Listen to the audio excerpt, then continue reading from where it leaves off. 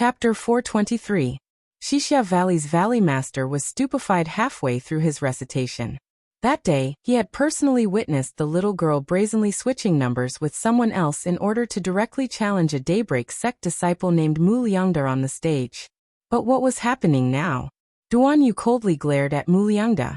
However, Mu Liangda merely pretended not to know why everyone was making a racket, and maintained a chuckle. Mu Liangda, you weren't number 82 from the start, right? Duan Yu coldly questioned. Everyone from Daybreak sect looked at Mu Liangda himself in bewilderment. The sect master's daughter, Liang Qingqing, also frowned. Mu Liangda, is what senior brother Duan Yu said true?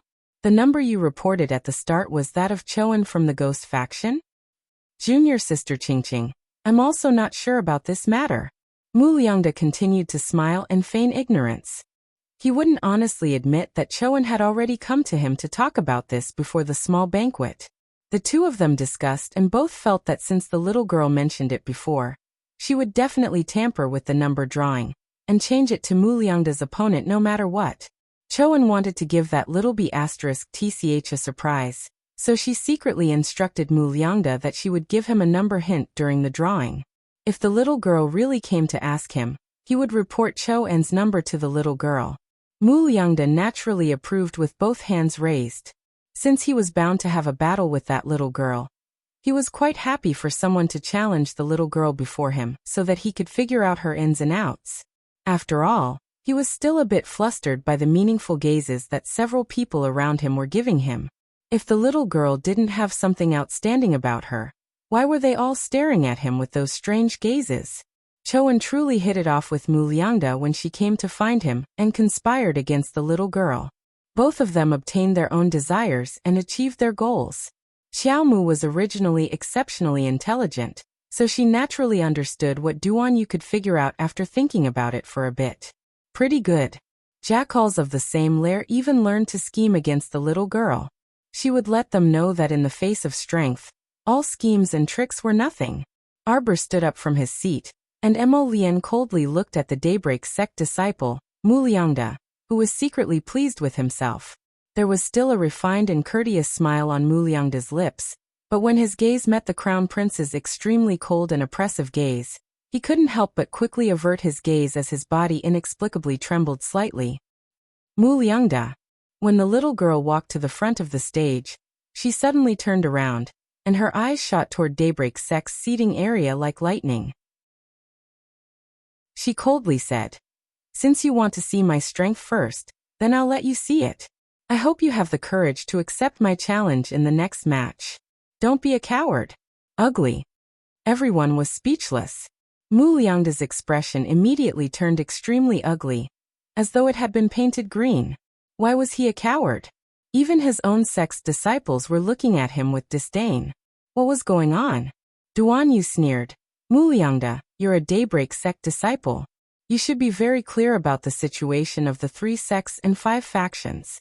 It won't do you any good to be too close to people from the Ghost faction. You understand?" When Mu Liangda saw the gazes his senior and junior brothers and sisters cast over, he felt so stifled that he almost couldn't take it anymore. He and Choan were merely taking what they each needed, so why did it sound like he had betrayed the sect and colluded with the Ghost faction in Duan Yu's mouth? Chapter 424. Everyone, please don't misunderstand. Mu Liangda hastily said, "Senior brother Duan Yu, I really didn't get close to the Ghost faction. Duan Yu waved his hand, not wanting to speak with him anymore. Liang Qingqing also glanced at him disappointedly. "Senior brother Mu, it's wrong of you to associate yourself with the Ghost faction." Mu Liangda opened his mouth, but he was suppressing a surge of anger in his heart. He sat there sullenly as his gaze drifted towards the stage. He saw the little girl steadily walking up the stairs onto the stage. A snow leopard with white fur landed at her feet with a whoosh. Choan leaped onto the stage with a very lithe posture. It was impossible to tell that she had her hand chopped off a few days ago, and was on the brink of death. Choan's gaze landed smugly on Arbor's face.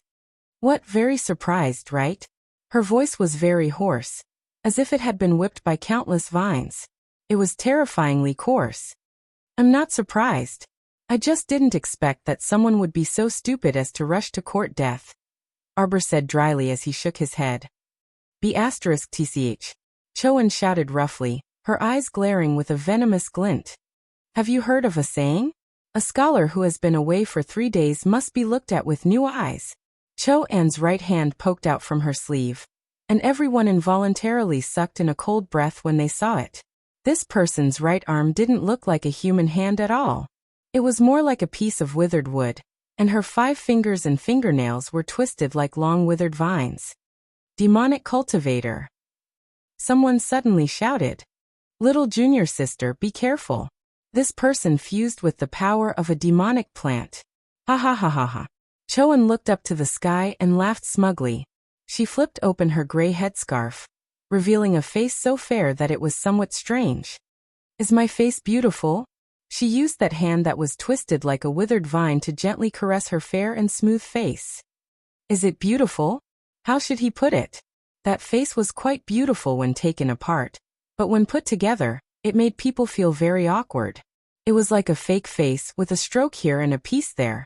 When put together, there was no sense of harmony at all. Arbor shook his head. Ugly. Choan's face stiffened and she said angrily. What do you know? My previous face was 10,000 times more beautiful than this. It's all because of you, because of you. She approached Arbor step by step, pointed at one of her eyes and asked with a coarse smile. Can you tell that this is a fake eye? Arbor nodded. Don't be so angry. Your eyeballs might fall out. Everyone was speechless. Why was the style so strange? Ah! Choan shouted. She was simply about to go mad with anger. She originally wanted to scare the little slut, but who knew that the stoic face was expressionless from beginning to end? Shouldn't a normal girl at least be a little shocked when they saw her fake eyes? Do you know who I am? Arbor shook his head. I don't know you. You don't know me, haha. You don't know me, ha ha ha ha. Choan felt that her words were extremely sarcastic. Her enemy didn't know her at all, but she was in so much pain because of this enemy in front of her day and night. How laughable was this? Choan's one eye was tearing up from laughing. Do you still remember Nian Kuei who went to Shijio City to kill you? I am his master. The master of that pitiful worm who self-destructed after you crushed his soul. Chapter 425. She didn't reveal a shocked expression like the others, nor did she point at Choan and shout, So it's you. The little fellow only tilted her head and thought for a moment before nodding and uttering an "oh." Everyone. Why did they feel like they would be angered to death if they conversed with the little girl? You finally revealed your background with surging passion and deep hatred, right? It was supposed to be very exciting and should have been a gasp of surprise. However, the other party merely threw an "oh" at you indifferently, like a basin of cold water drenching you from head to toe. All of your excited emotions abruptly disappeared. Choan trembled in anger. You don't remember Nian Kuei? I feel that whether I remember one of your subordinates or not doesn't have much to do with our current battle. Arbor patted the snow leopard's head indifferently. After saying so much, can we get to the point? She felt that these people were very boring. Everyone liked to talk a lot of nonsense when they came up. With so much time to talk, the battle could have already ended. Choan looked at Arbor gloomily. You're not a level 10 mystic cultivator yet. Don't you think it's too fake to borrow someone else's mystic beast to fight? Can it be as fake as your face? You. B*tc. These words simply pierced her girlish heart full of holes, making her feel like she was in hell, unable to see the light again. Arbor knitted his brows and pointed at Choan. Go tear her mouth. It's so dirty. The snow leopard abruptly charged forward. Choan stretched out her 5 claws, and her withered vine-like arm swept toward the snow leopard's head with a whoosh. She shouted sternly. You're breaking the rules too much. This snow leopard isn't yours at all. You can't let it participate in the battle. If it's not mine, then is it yours? Why don't you make it listen to you? Arbor coldly followed up. Ah. Come out. Choan's eyes shot out a cold and vicious glint. With a furious shout, a very long centipede suddenly burrowed out from her side. The most disgusting thing was that there was actually an ugly human face on the centipede's head. As it crawled, That face kept faintly facing you, and several hundred pairs of slender legs densely stretched out. Xiaomu jumped back a step. Although her small face was expressionless, her entire body was bristling. Fortunately, the snow leopard took a step forward and stood in front of her, slapping the human-faced centipede. The little fellow stomped on the ground and charged towards Choan. With the ferrule in his hand, the profound energy in his entire body surged. He was already in a state of violent rage. So, a line of fire shot out from the ferrule, directly breaking through the solid stone tiles of the arena, scraping out a shallow gully, and surging towards Choan's feet. Choan did not panic. She swung out her vine-like arm and smashed it into the incoming line of fire.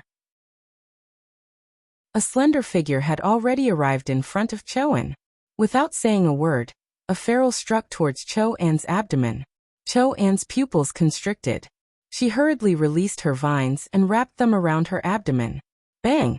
Unexpectedly, the little guy changed his move very quickly and punched Choan's forehead. This punch carried a strong gust of wind as it smashed into her forehead, causing Choan to retreat several steps. Mu Liangda was watching from below, and his eyes had already revealed a grave expression. As expected, this little girl was very formidable. Her combat strength seemed to be incomparable to a level 8 mystic cultivator's cultivation. Compared to level 8 mystic cultivators of the same level, she was much stronger in terms of speed and explosive power. 10 o'clock ends, see you tomorrow. Chapter 426. Crack. The sound of her forehead cracking entered Choan's ears, causing her hair to stand on end. B*TCH, B*TCH. Ah! Choan trembled as she reached out to touch her forehead. She felt as if something had ruptured under her skin. Back then, she was implicated by Nian Kuei's self-detonation. Although she used a level 4 defensive mystic weapon at the critical moment, and barely managed to save her life, she lost one eye. All the skin on her body shattered and even festered due to the explosion. Her father rushed her to the ghost sect and begged ghost physician Luigi to treat her. She was mended piece by Luigi. Her face was unnatural and uncoordinated compared to other people's normal faces. She knew better than anyone else. More than anyone else, she wanted to regain her face that originally belonged to her. But was it possible? Impossible. Because of this woman in front of her, she had already lost her face forever. But now this woman was so cruel that she even wanted to destroy her fake face? Choan was that commandery Princess Hui, and who was doted on by everyone back then. At this moment, she was staring at the little girl standing in front of her with a sinister eye. If she hadn't coincidentally bumped into her in Xixia Valley this time, she still wouldn't have known who the commoner village girl from Shizhou City that the crown prince had been protecting so well was. After her accident back then, her father felt that something was amiss. Nian Kuei couldn't have self-detonated for no reason, so perhaps someone was scheming against her behind the scenes. Her father quickly sent people out of the capital to Shizhou City to investigate the whole story. However, not long after, her father secretly came to tell her that the people he sent out were all intercepted and killed by His Highness the Crown Prince. In the future, they probably couldn't send people to Shizhou City to investigate anything. Otherwise, they would definitely infuriate the Crown Prince and cause unnecessary trouble. His Highness the Crown Prince was warning them not to touch that person in Shizhou City again. Ha ha ha ha. Commandery Princess Hui, and was laughing so hard that she nearly choked. Suddenly, a piece of dead wood shot out from under her perfectly fine chest lapel and struck Arbor's head. Arbor had been paying attention to this mentally unstable woman. When she was laughing and crying, Arbor was already on guard against her. As a result, this piece of dead wood that suddenly drilled out from under her chest didn't hurt Arbor at all.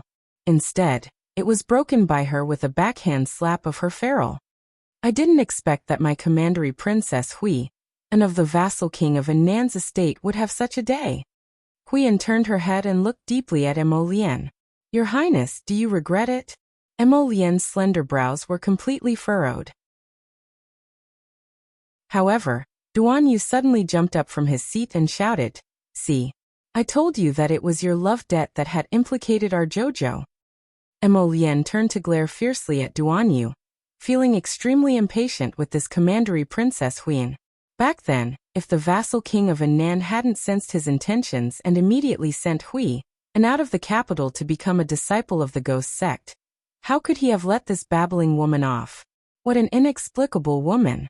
She should have known when she started talking to herself and making a move on his Qiao Qiao. Karma was a circle. What was wrong with his darling taking revenge on her? Could it be that she was the only one allowed to kill people as she pleased and others weren't allowed to retaliate? Who was she pretending to be the victim for? Chapter 427. Arbor furrowed his brows. For some reason, he felt uncomfortable in his heart when he saw that masquerade woman looking at Mo Lien with a mournful expression. You're not allowed to look at me and act pitiful. You're not allowed to act. Arbor tilted his head and suddenly shot up, sending waves of mystic energy toward Commandery Princess Hui and below him. The current Commandery Princess Hui, and already struck fear into everyone's hearts. Strips of deadwood actually burrowed out of her body and wriggled as if they were alive. That scene was truly too beautiful, and people could not bear to look at it directly. Master, what's going on? Are demonic cultivators such terrifying existences? Doya covered her mouth with both hands, a trace of horror on her face. Luyan shook her head and said, no, she shouldn't be a pure demonic cultivator. This ghost faction disciple was originally a mystic cultivator. Some people in this world can't open their mystic meridians and become a mystic cultivator, so they don't hesitate to use crooked methods to merge their bodies with evil beasts and plants to pursue the realm of a demonic cultivator. This ghost faction disciple is already a level 10 mystic cultivator, so she shouldn't be pursuing a demonic cultivator, right? Lu Yun was perplexed after much thought. Yang Shirong also nodded repeatedly on the side. Morong Sun looked at Commandery Princess Huiyun on the stage. At this moment, the area below her neck was completely enveloped by intertwined dead wood. It was as if she was wrapped in a cocoon made of dead wood. Other than her head being intact, every other part of her body could no longer be called a human's. Xiao Mu looked down at the puppet inside the withered wooden cocoon from above. Suddenly, she recalled the ferrule in her hand into her conscious, and replaced it with a normal bow and arrow. Ha ha ha ha. The deadwood cocoon crazily wriggled its body, and its head strangely tilted toward the sky. When it looked at Arbor, a vicious glint flowed through its single eye. Several hundred deadwood shaved out of the cocoon, and simultaneously whipped toward Arbor in midair. Whoosh. Whoosh whoosh. Arbor pulled back his bowstring, constantly changing his position in the air, and with astonishing speed, he kept shooting arrows at the cocoon. The deadwood cocoon went berserk, and the thousands upon thousands of deadwood roots twisted and lashed at Xiao Mu. Floating flash. Arbor's figure instantly disappeared from the spot where he was wrapped in the dead wood. When he reappeared, he was already standing behind the deadwood cocoon. He was still continuously shooting arrows at the deadwood cocoon. He was continuously drawing out a large number of arrows from the purple storage talisman. Everyone had already lost count of how many arrows this little girl had shot. Only Mo Lien, Duan Yu, Bailey Shi, the three peak masters, and the sect masters saw it very clearly and calculated it very accurately. 286, 287, 288 arrows. The little girl stopped and held the bow and arrow in midair. She looked coldly at the inhuman thing that kept going crazy and whipping the arena with a withered branch. Commandery Princess Hui, and had completely sunk into insanity. At this time, the little girl suddenly spoke. The human body has 409 acupuncture points. Among them, the 108 acupoints were more important. Now that you're in this ghastly state, I can't even see the acupuncture points below your neck clearly. So just in case, I shot 288 arrows at you. That's about all the acupuncture points, right? The little girl muttered to herself. Your arrows are useless against me. Commandery Princess Hui and roared angrily. Chapter 428. You'll know very soon whether it's useful or not. Arbor coldly gazed at her. For some reason, Mu Liangda's eyelids twitched inexplicably when he heard the little girl's words. Arbor pulled back his bowstring and aimed at the withered tree cocoon. Explosive arrow. Asterisk whoosh. Asterisk that arrowhead rapidly shot toward Commandery Princess Hui, and at lightning speed. Huiyan was enraged, and she abruptly swung the writhing withered tree at the arrowhead. She harshly shouted, "Whimsical be asterisk tc. Do you think that a few incomparably ordinary lousy arrows can penetrate my impenetrable body? Ha ha ha ha ha. This is the body of a level 10 mystic cultivator and a demonic cultivator, ha ha ha." Bang. A clear and crisp sound of an explosion rang out from beneath her body. This explosion seemed to have triggered a song of explosion, and explosions of various sizes immediately resounded in Commandery Princess Huiyan's body, which was like a cocoon made out of dead wood. Asterisk bang bang bang bang bang. Crack crack. Asterisk the explosive arrows directly tore open holes in the withered tree cocoon, and streaks of strange red blood flowed out. "Oh, so it can bleed." Arbor nodded in realization and retreated slightly. He stood at the edge of the stage and coolly gazed at Commandery Princess Huiyan, who was continuously exploding. The surroundings were already dead silent. The scene before them was truly a bit horrifying. Commandery Princess Huiyan's transformation into a withered tree cocoon was already shocking enough. But now, they were directly watching a withered tree cocoon explode inch by inch in front of them. The flesh and internal organs inside all flipped out and fell to the ground piece by piece in a sea of red and white. It was quite visually stunning. Every explosive arrow would explode after hitting the target, but Arbor controlled his previous 288 arrows so that they did not explode. It wasn't until the last arrow that triggered the universe that Commandery Princess Huiyan enjoyed.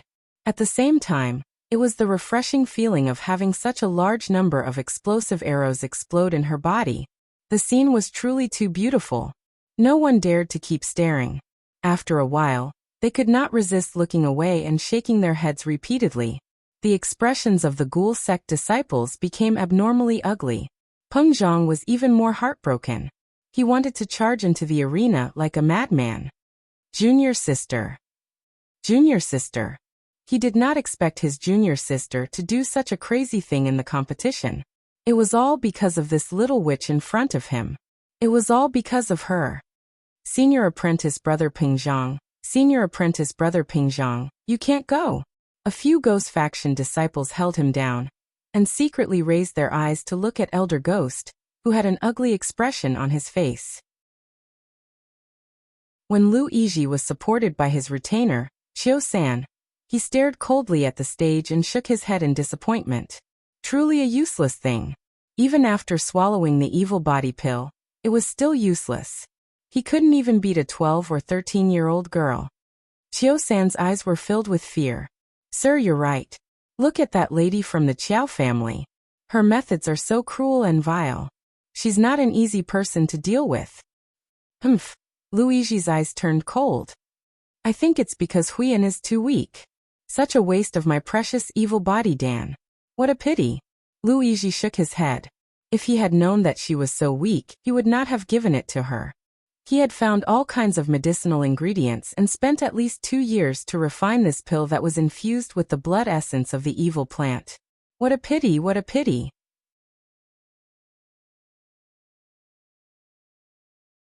Chapter 429. Sir, should I help you back? Qiu-san asked quietly as he supported Lu Yizhi. Since that woman called Hui and was clearly a useless pawn, there was no need for them to continue watching.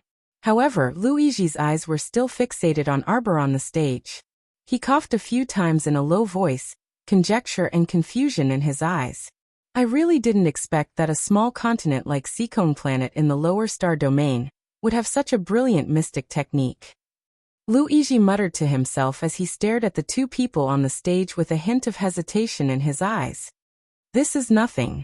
In our Shuntian prefecture, there are probably plenty of low-level and mid-level mystic techniques like this, Qiu-san said disdainfully. Low-level and mid-level mystic technique? Lu Yizhi sneered. Qiu-san, you've been by my side for so long, but your eyesight is getting worse. Qiu-san was taken aback. How brilliant can this mystic technique executed with a normal bow and arrow be? Using a normal bow and arrow to destroy the amalgamation of a level 10 mystic cultivator and a demonic cultivator is the terrifying part of this mystic technique. Luigi knew better than anyone that Hui An's current body was completely wrapped in that withered tree cocoon. Other than the area above her neck, there were originally no openings.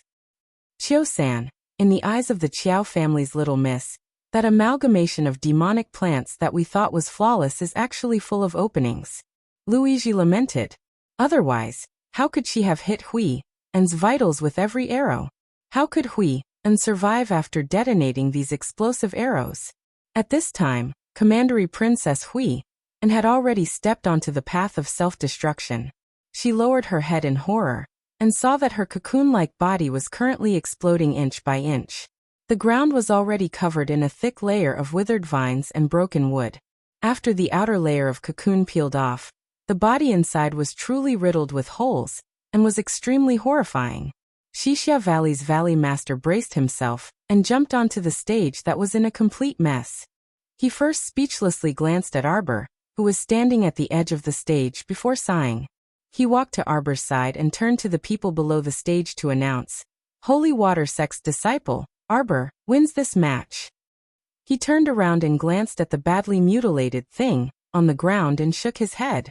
He thought to himself that this female disciple of the ghost faction was probably not going to survive. After everyone heard Xixia Valley's Valley Master's announcement, they were dazed for a good few seconds. Then, as if they had regained their wits, the entire place erupted into a clamor. Mixed in were the angry roars of the ghost faction disciples and the cheers of the Holy Water Sect disciples, so it was truly very chaotic. Arbor jumped down from the arena expressionlessly and walked straight in the direction of his own sect, ignoring the glares of the Hellgate disciples along the way. No one knew that under that stoic face of hers, there were also some small fluctuations in her mood. She had learned this explosive arrow technique from the Spirit Division Records technique chapter. To be honest, she still hadn't figured out what level of mystic technique the Spirit Division record was, but from the looks of it now, it really didn't seem that simple. Ever since it revealed its true form and flew into her consciousness on its own, she felt that this lousy book wasn't as simple as it seemed. Now that she looked at it, it was even more not simple. Any random minor technique in the technique chapter could explode Hui An's supposedly powerful fusion body. Xiaomu suddenly paused in her footsteps and turned her head slightly to the side. Chapter 430. Right in front of her, Peng Zhang was being pressed down by several ghost faction disciples. His face was brimming with fury, and his eyes were bloodshot as he glared at her. If it weren't for the ghost faction disciples holding him back, Peng Zhang would have already rushed over and probably wanted to beat her up. What a baffling person. His heart ached for his junior sister. Could it be that Arbor deserved to stand on the stage as a live target for his junior sister to slap? Victory or defeat depended on one's ability, so what was there to be unconvinced about? What he hated the most was this kind of person who pestered endlessly after losing. Arbor glanced at Peng Zhang before disdainfully withdrawing her gaze. She walked past the ghost faction members and briskly ran back to her sect. Suddenly, she heard everyone's gasps. The Holy Water Sect senior sisters who were originally smiling at her from afar abruptly changed their expressions, and they cried out involuntarily, "Little junior sister, be careful." A gust of wind came from the back of Arbor's head, and an icy chill immediately hung on her stoic face. It turned out that Hui An was struggling with her broken body as she rushed down the stage. She snatched a sword from a ghost faction disciple's hand and threw it at her back with a vicious glint in her eyes. As expected, she was a sore loser. Since she dared to sneak attack her, she would die without a burial place. Just as she was about to turn around, an extremely fast, moon-white figure landed beside her with a whoosh. The figure harshly pulled her into his embrace with his left hand, and at the same time, he raised his right hand and spread open his fingers, throwing out a leaping ball of purple flames. After the flames swept past the flying sword, that pitiful sword turned into ashes before everyone's eyes and disappeared inch by inch. Hui An covered her fake face that had long deformed in fright. Because of her violent movements, one of her eyeballs really did fall out of its socket. The instant she covered her face with her hand, her entire body was already enveloped by a ball of purple flames. The little fellow blinked and laid in Mo Lian's embrace. A comforting, extremely faint, and relaxed aura tightly enveloped her. Everyone present simultaneously widened their eyes, and their expressions changed as they looked at the ghost faction female disciple who was struggling and screaming while being enveloped by the purple flames. Outside the arena, Luigi's expression also changed for the first time as he stared in horror at the youth in white who had thrown out the purple flames. His retainer, Chio-san, also sucked in a breath of cold air. "Sir, where did this youth come from? How could this be?" "Hualing." Luigi shook his head and muttered to himself. "Impossible. How could one comprehend the 5 spirit origins in this kind of place? Could it be?"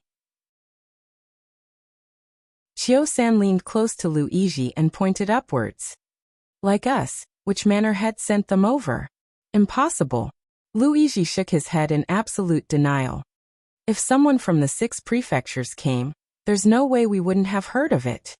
"That's true." Chio-san also felt puzzled and nodded. Then could it be that this youth really comprehended the 5 spirits' origin powers on Seikong planet? Luigi shook his head repeatedly. The fire spirit origin he comprehended is too powerful. I've never seen it even in Shuntian Prefecture. Impossible, impossible, impossible. This simply didn't conform to the rules and regulations. Regardless of how conflicted Luigi and his retainer, Chio-san, were in disbelief, the raging purple flames had already enveloped Commandery Princess Hui An's entire body. The little fellow turned around and coolly looked at Commandery Princess Hui An, who was howling miserably as she was roasted by the flames. Chapter 431. Sir, do you think that youth was sent down by one of the aristocratic families from the 6 prefectures to gain experience? Chio-san still didn't believe that someone could comprehend the fire spirit's origin at such a young age in this insignificant Seikong planet in the lower star domain. If that was true, then what kind of frightening talent was that? Luigi didn't say anything else and silently stared at the stage for a while before turning around and quietly leaving with his attendant Chio-san. He could only rejoice that he had only given a demonic body pill and not a level 12 mystic breakthrough pill. Otherwise, his losses would have been even greater. Huiyan wasn't of great use. At this time, Huiyan's eyes were filled with fear, bewilderment, bitter tears, vexation, struggle, and disappointment. However, none of these emotions entered the Crown Prince's eyes. His gaze didn't even linger on her for half a second. Huiyan, whose face was contorted from the pain of being burned by the purple flames, wailed miserably. No. He didn't even look at her. He didn't even shift his gaze. Ah. Father, Huiyan is in so much pain. So much pain. Only then did she remember the warning her father gave her before he sent her to the gates of hell. Don't provoke that person in Shijio City again, or else even father won't be able to save you. Mo Lian didn't care about how bitter and regretful Commandery Princess Huiyan was. Even now, his heart was still thumping madly. When he saw that sword heading straight for the little fellow's back, Mo Lian felt like his heart was about to jump out of his chest. This Huiyan simply deserved to die a million times. He even had the urge to skin her alive. Reaching out to hold the little fellow's small hand, Mo Lian lowered his head to examine her from head to toe. Seeing that she was unscathed, he sighed in relief. Thank goodness you're all right. Arbor looked up at him and suddenly patted his chest lightly. Her dark eyes clearly said, Don't be afraid. What could happen to this darling? Mo Lian suddenly hugged her tightly, chuckling softly as he hugged her. His darling was so funny. Xiaomu tried her best to raise her head in his arms and stretch out her small paws to push him away. However, for some reason, his aggrieved voice from back then kept echoing in her mind. Don't push me away, don't push me away. Arbor withdrew his claws somewhat sullenly, thinking to himself, maybe what happened just now really scared him a little. Sai men are really too easily frightened. Arbor lifted his chin helplessly, put his little hand behind his back, and patted him gently. Murong-sun immediately jumped up, but before she could angrily yell, D***MN punk, let go of my disciple, Xixia Valley's Valley Master, this good-natured person, jumped out first and shouted. Next match. Holy Water Sect disciple Su Shanshan accepts the challenge of Daybreak Sect disciple Liang Qingqing. The crowd's gazes that were on Mo Lian and Yi Zichen immediately shifted back to the arena. However, the shock in his heart towards the youth could not be calmed down for a long time. Only a small cluster of purple flames was left. It fell to the ground and slowly burned. As for Huiyan, she had already been burned to ashes at some point in time. Far away in Guanlan City, the old prince of the vassal king of Annan's estate suddenly received a report from the people guarding the ancestral hall. He hastily rushed to the ancestral hall and collapsed on the ground when he saw his daughter's eternal life lamp extinguished. Huiyan, she died. She didn't even leave behind a word before she died. Oh, his daughter. The old prince was overcome with grief. Princess Annam rushed over and burst into tears the moment she entered the room.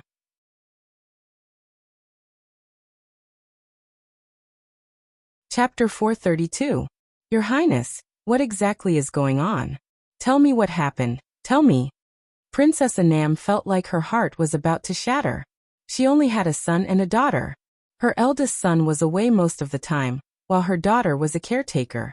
Several years ago, an inexplicable self-explosion destroyed her daughter. She had asked her husband countless times what happened, but he refused to tell her. After that, her daughter was sent to the ghost sect for treatment. She originally thought that her daughter would come back this year no matter what. Who would have expected that after waiting for so long, she would end up seeing her daughter die before her own? Princess Annam was infuriated, and she pulled the old prince to continuously interrogate him about the matter. The old prince remained silent from beginning to end, causing Princess Annam to be so anxious that she paced around him in circles. Say something. My daughter died tragically, but as her mother, I don't even have the right to know? The vassal king of Annan looked at the princess consort and sighed deeply. I will send people to investigate this matter. Is it related to that self-explosion several years ago? The princess consort was unable to restrain her anger. You still won't tell me why that person self-exploded. Tell me, did someone deliberately frame my Huiyan? Princess consort, it's not that I don't want to tell you. You won't benefit from knowing this matter.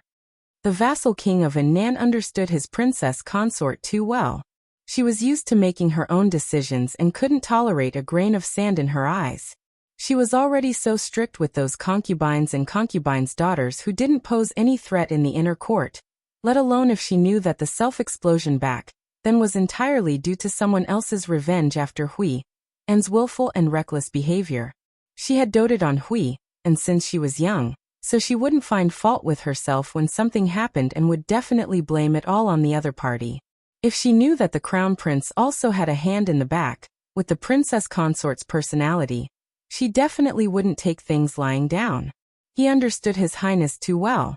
He usually looked gentle and cheerful and didn't seem to get angry, but once he wanted to deal with you, it definitely wouldn't be as simple as killing you. He would definitely dig deeper and uproot you. Several years ago, it was he who made a prompt decision to withdraw quickly and immediately send Huiyan out of the capital. Otherwise, Huiyan would probably have died back then.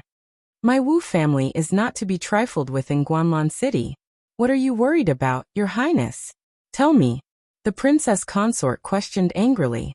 Recently, the Duan family has been choosing noble ladies for the second son of the third branch. If you have time, bring a few more maidservants to visit the Duan family. The old prince straightened out his mood, stood up, and left after saying this. King consort Wu Hongma coldly watched as the vassal king of Annan walked out. She gnashed her teeth and said, Do you think I won't be able to find anything if you don't say anything? Huiyan, don't worry. Mother will definitely avenge you. Whoever dares to touch you, Mother will turn their entire family into ashes. Eternally lost. My Zhou's section break. After 1.5 days of competition, the top 20 were decided. Disciples from the 3 sects and 5 groups were selected. However, among them, the Ghost sect suffered the most. Among the 3 sects, the Holy Water sect and the Heavenly Tao sect had 4 disciples each. The Daybreak sect had 3, the Purple Firmament faction had 4, and the Omni faction and Myriad faction had 2 each. Only the Ghost sect was the most pitiful, with only Peng Zhang being selected. Moreover, during the competition, Peng Zhang's level 10 Mystic Beast, the 1,000-faced venomous spider, had bitten many people from the other sex, causing Arbor to be very busy with detoxification. How infuriating! It caused her to have to save people while watching the competition. Peng Zhang had made countless enemies now, and even the other members of the 5 groups hated him to the core.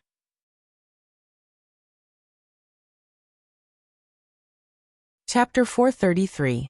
The first match of the top 20 was between Daybreak Sect's Duan Yu and Ghost Faction's Peng Zhang. Elder Ghost was a bit nervous. Their sect only had one person who entered the top 20. If they were eliminated this time, then they really would have no face left. If they couldn't even enter the top 10, how could they face the sect master when they returned? They would most likely be hacked to death by the sect master. Peng Zhang, you have to do well. Elder Ghost silently cheered for Peng Zhang in his mind. Peng Zhang coldly looked at the youth who was slowly walking up the stage with his arms folded. The youth was wearing a brocade robe and long shoes. He held a raven-bone fan in his hand, and his face was as handsome as jade. Duan Yu was wielding a weapon. This was her first time seeing a youth wielding a weapon. Arbor's eyes brightened slightly. This was definitely the rhythm of beating Peng Zhang to death. Not bad, darling Qiao liked it. This Peng Zhang should have died long ago. He bounced around endlessly and made her so busy. Peng Zhang released the thousand-faced venomous spider. As soon as it was released, the thousand-faced venomous spider excitedly crawled around his feet, hissing as it brewed its venom. Summon your mystic beast, Peng Zhang said haughtily. Duan Yu sneered. Do I need to summon my mystic beast to deal with you guys? Don't joke around. He didn't say anything else and flung the raven-bone fan out. The raven-bone fan abruptly flew in front of Peng Zhang, but it was blocked by the mystic energy Peng Zhang channeled, unable to advance even half an inch. Peng Zhang sneered and was about to mock when his pupils abruptly contracted. Countless specks of cold light flew out from the raven-bone fan and whizzed towards Peng Zhang's surroundings before exploding in succession.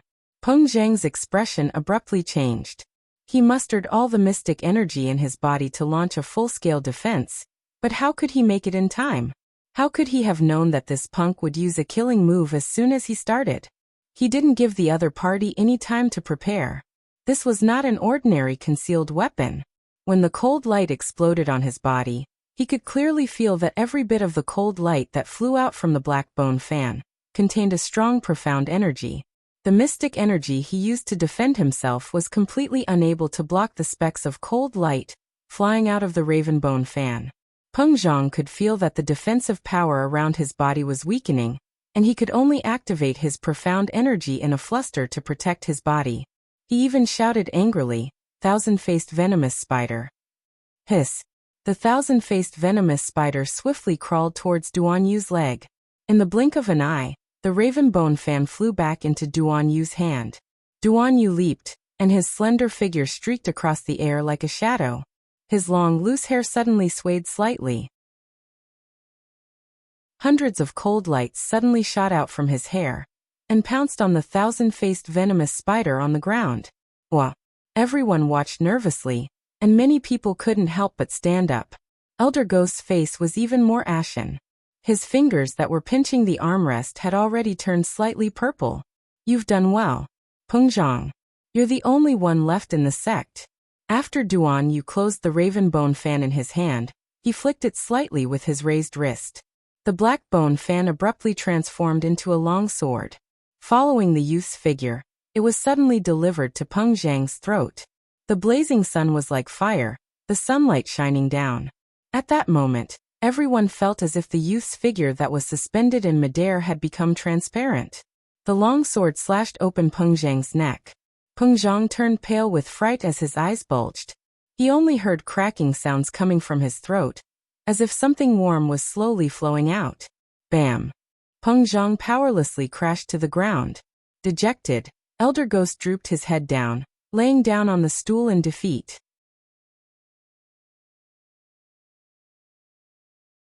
Chapter 434. The youth gracefully landed on the ground and withdrew his long sword, turning it into a fan again as he gently waved it. Needless to say, this handsomeness not only made the coitus sex love-struck infatuated, but even their own Daybreak sex female disciples clasped their faces and called him senior martial brother. When Xixia Valley's Valley Master rushed up, Peng Zhang had already breathed his last. His venomous spider was still hanging on by a thread after being attacked by 100 cold glints, but it immediately died the moment its master died. With one man and one beast's corpses strewn across the stage, the Valley Master didn't know what to say anymore. Say that the youth was too ruthless and killed his opponent in a few moves? But he didn't even summon out his mystic beast. He clearly went easy on him. In the end, it was still because Peng Zhang was too weak. Duan Yu was careless and killed him. In a moment of carelessness. Xixia Valley's Valley Master comforted himself like this, but even he couldn't continue making up this lie. After Xixia Valley's Valley Master announced the results of the match, Duan Yu jumped down from the stage and excitedly ran toward Arbor. Jojo, I killed that bad guy. Are you happy? Duan Yu's question caused the Ghost Faction disciples' faces to darken. Happy, Arbor replied bluntly. Humph. Emolienne rolled her eyes at him. I'll do it in one move. Bah. Duan Yu simply moved a small square stool and squeezed himself next to Arbor. Jojo, what grudge do you have with Muliangda? Tell me about it. Everyone pricked up their ears. After 2 more matches, it would be Arbor's match against Muliangda. Everyone felt that it would definitely be worth watching.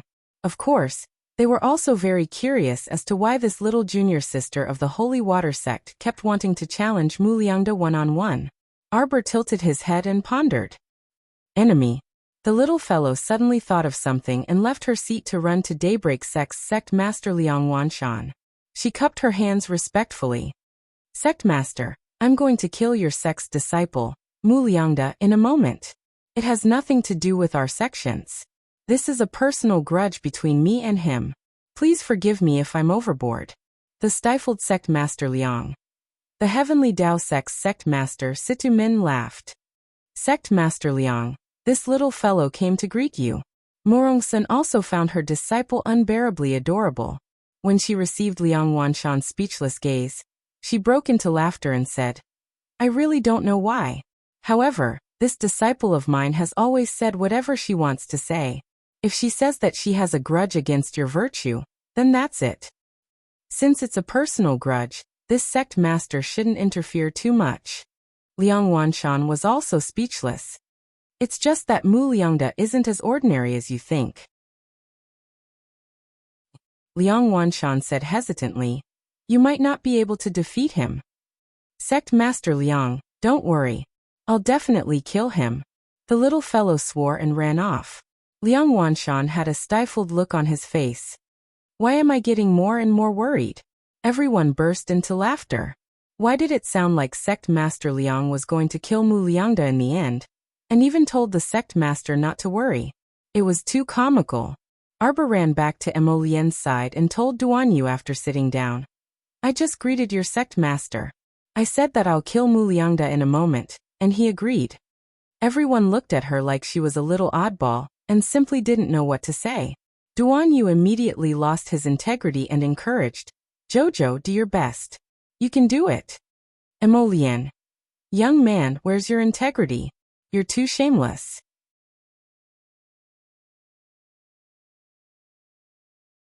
Chapter 435. For the next 2 matches, they stopped after a certain point, and were relatively harmonious. Xue Xiao and Bailey Shi fought, and Bailey Shi won.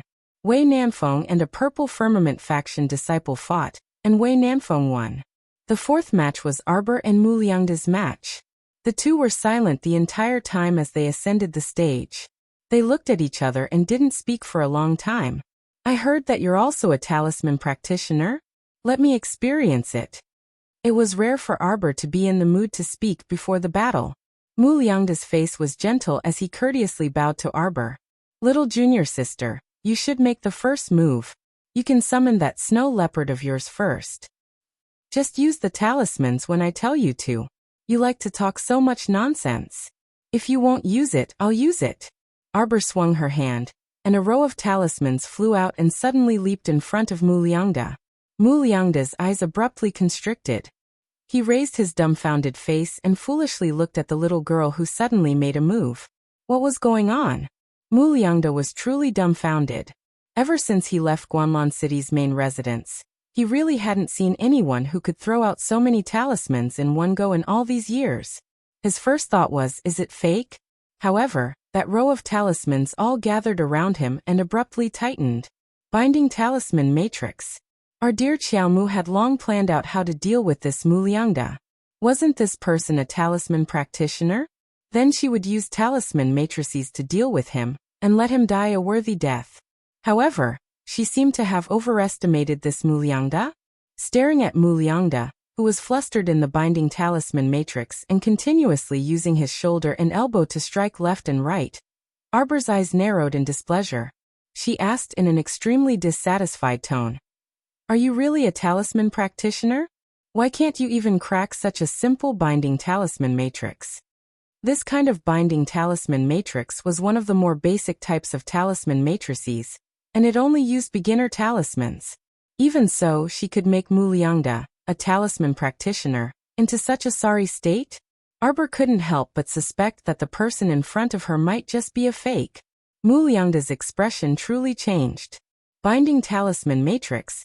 This was actually the binding talisman matrix that Patriarch once sighed and yearned for? Why did this girl know how to use talisman matrices? What's going on? None of the talisman patrician families in Guanlon City knew how to use the talisman array. How could this young lady use it? Muliangda couldn't believe his eyes. Moreover, from the girl's tone, it seemed that this binding glyph array was only the most basic glyph array to her. Who was she? Hurry up and use your talisman. Arbor glared at him unhappily. You don't have to go easy on me. Which eye of yours saw me going easy on you? Thus, a hilarious scene appeared on the stage. The little girl stood at the side of the stage and glared at Muliangda, who was trapped in the binding talisman array. What are you doing? Come out. Muliangda was speechless. Under the little fellow's repeated urging, he couldn't help but say angrily, "Little girl, don't go overboard in everything you do. Even if our patriarch were to come, he might not be able to immediately decipher this talisman formation of yours. What's more, it's just me." Xiaomu creased her brows, truly dissatisfied to the extreme in her heart. She had originally thought that if this guy was a talisman expert, she wouldn't kill him first. She would first exchange a few pointers with him, then kill him. Hearing him say this, she felt uncomfortable all over, and the fury in her heart surged. "You big liar. Go to hell." Countless talismans flew out with a whoosh. He even said that he was a talisman practitioner? This stinky, shameless liar. Just looking at him made her angry. How dare he lie to her? What a waste of time. Everyone.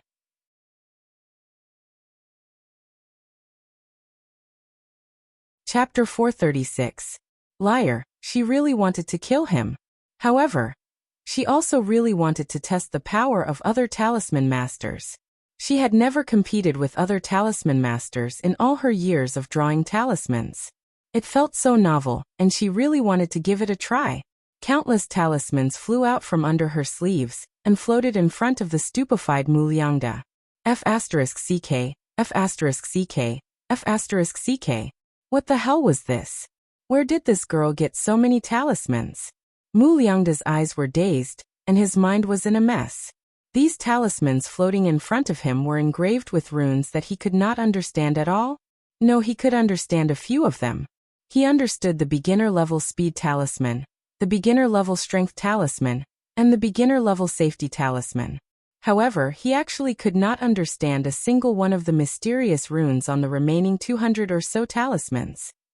Heavens, although he was only from a side branch of the talisman patrician family, he had studied in the main family for a period of time after all, so he knew the general standard of talisman masters. Although there was no lack of people who were more talented and intelligent than him, he was definitely not the worst. But now, he felt that the talismans he drew were just a pile of **T in front of the little girl's talismans. The onlookers were simply speechless. Why was this scene so funny? What happened to the promised fierce battle? Why did they only see a circle of floating talismans surrounding Muliangda? The latter was like a clown, bumping around in this circle of talismans, but no matter what he did, he was unable to shake off that circle of talismans. The funniest thing was that the little fellow was actually anxious outside the circle of talismans, and repeatedly urged others to quickly come out. You didn't throw this talisman array at others? You're anxious now? The onlookers were speechless. They asked themselves honestly, if any of them were in Muliangda's position, they would definitely not feel good and would definitely be driven crazy. Take out your talismans, hurry up. The little girl pulled a long face as she impatiently glared at Muliangda, who was trapped in the binding talisman array. Muliangda was about to go crazy from anger. Was this girl born to piss people off? Now that he was trapped in this talisman array, there was nothing he could do. Even if he took out talismans, he couldn't throw them out of this talisman array.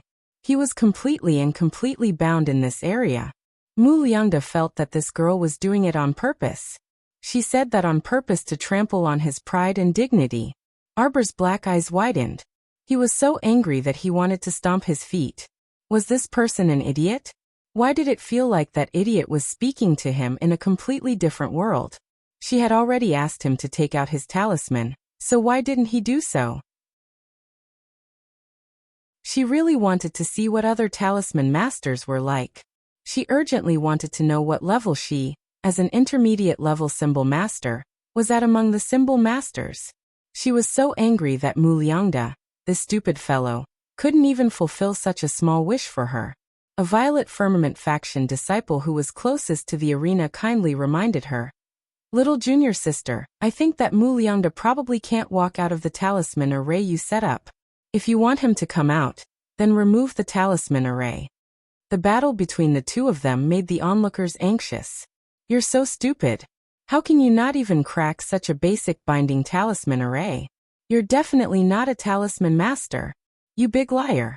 You fooled everyone in Daybreak's sect. Our dear Qiaomu angrily said.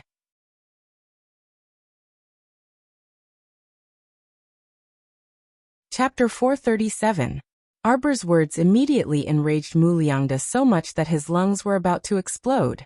How was he not a talisman practitioner? He was an orthodox talisman practitioner, alright? He came from a prestigious family. What kind of joke was this? Muliangda furiously took out 7 to 8 talismans from his inner world, and flung them one by one at Arbor. I'm a talisman practitioner. I'm a talisman practitioner from Guanlan City's Mu family. What would a little girl like you know? Arbor scooped up those yellow talismans and carefully examined them one by one. She was so angry that she threw them all to the ground and stomped on them indignantly. You liar! I knew how to draw these lousy beginner-level talismans when I was 7 years old. You still want to lie to me? You clearly stole these beginner-level talismans from who knows where, and you still dare to say that you drew them yourself. Shameless. Muliangda widened his eyes. However, the onlookers only felt that this scene was extremely exciting. From little junior sister's words, they completely understood one thing. She knew how to draw talismans when she was only 7 years old, and was still a baby. Of course Muliangda also understood. He stuttered in shock. You? Who is your master? Arbor looked at Muliangda with disappointment. Her wish to spar with a talisman practitioner was completely dashed. Fortunately, she actively accepted the challenge last night, and even drew 200 different talismans. What use was that? She had already completely lost the mood to talk now. Emolienne was all too familiar with this expression of hers. With one look, she knew that the little fellow wouldn't be able to talk anymore. Sure enough, she suddenly released her small hand and threw a little chick into the air. At the same time, she summoned a pharaoh from her conscious and swung it straight at Muliangda without another word. The 60 binding talismans moved again and circled around Muliangda with a whoosh. Greatly alarmed, Muliangda hurriedly dodged and shouted, "Mystic beast, come out!" Shriek. A shrill shriek came from midair, and the large cyan blue bird swooped down and spat out a large cloud of icy mist. In a single exchange, it froze the mystic beast that Muliangda had just summoned into a layer of frost. Then it lightly waved its sharp claws. With a soft pu sound, the Xian beast that was sealed in the snow was immediately smashed into pieces by the Qing Yuan's claw and fell to the ground. This time, everyone was really shocked. Wei Namfeng rolled and jumped up from the stool, his eyes staring straight as he subconsciously waved the distinguished scholar fan in his hand, muttering incessantly, "Savage, savage! What kind of Xian beast was this?" This little girl is too scary. Amazing, amazing. Princess Mi, who was at the side, slapped her thigh and cheered. This is what a hot-blooded battle is like. Ha ha ha. Mu Liangda's expression completely changed. He suddenly felt a terrifying aura of death approaching. The binding glyph array once again encircled his body. At the same time, the little girl had already raised her fist and rushed in front of him. Boom. A fist wrapped in dense profound energy directly bombarded Mu Liangda's body. Mu Liangda blocked with a backhand, but due to the binding glyph array, most of his profound energy was restrained and unable to be used. As a result, he didn't even receive the little girl's first punch, and directly spat out a mouthful of blood. Like a kite with a broken string, he flew out backwards. The little fellow chased after him and swung her fist again. Another fist wrapped in profound energy. This time, it directly hammered a large hole in the arena, trapping Mu Liangda inside.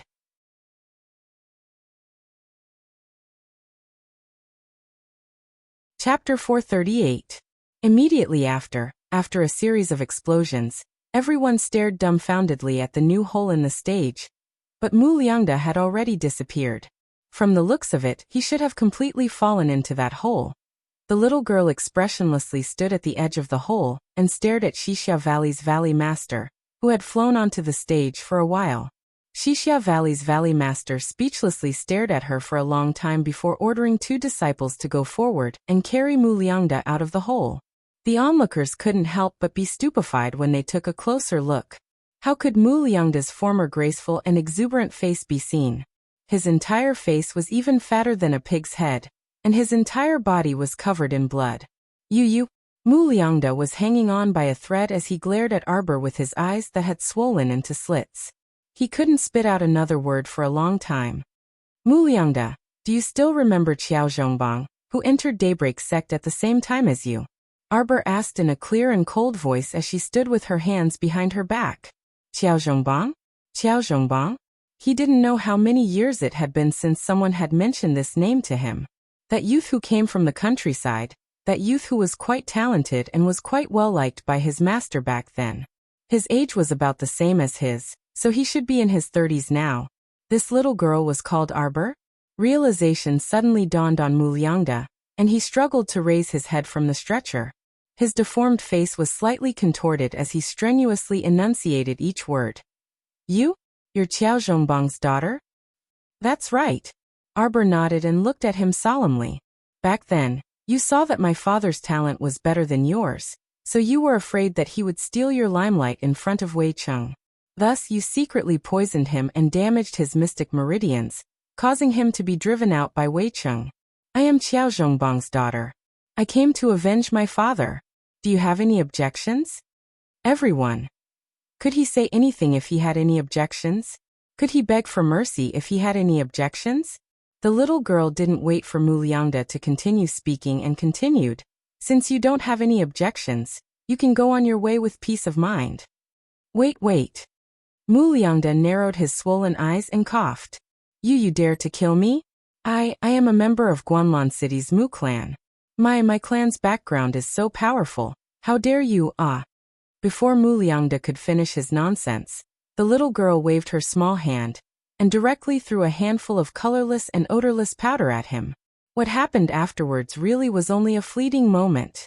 It was so fast that even Xixia Valley's Valley Master, who was standing beside Mu Liangda, couldn't react in time.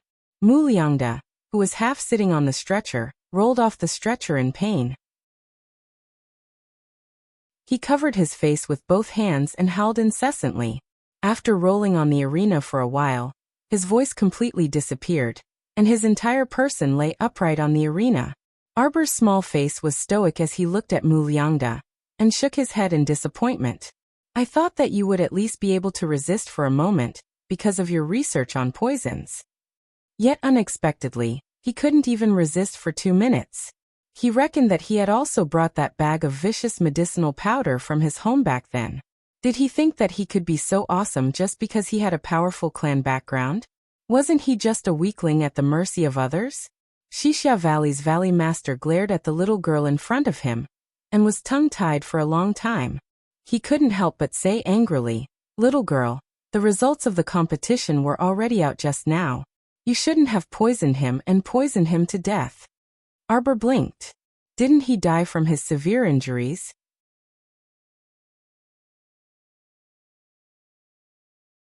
Chapter 439. Xixia Valley's Valley Master was simply infuriated by this child and glared at her back for a while before ordering people to carry Mu Liangde away. It was just that the deep hole in the arena could not be repaired right away. After the top 10 competition's name list was released, each of the 3 sects had 2 disciples qualified. Just based on the number of people, it was a complete victory.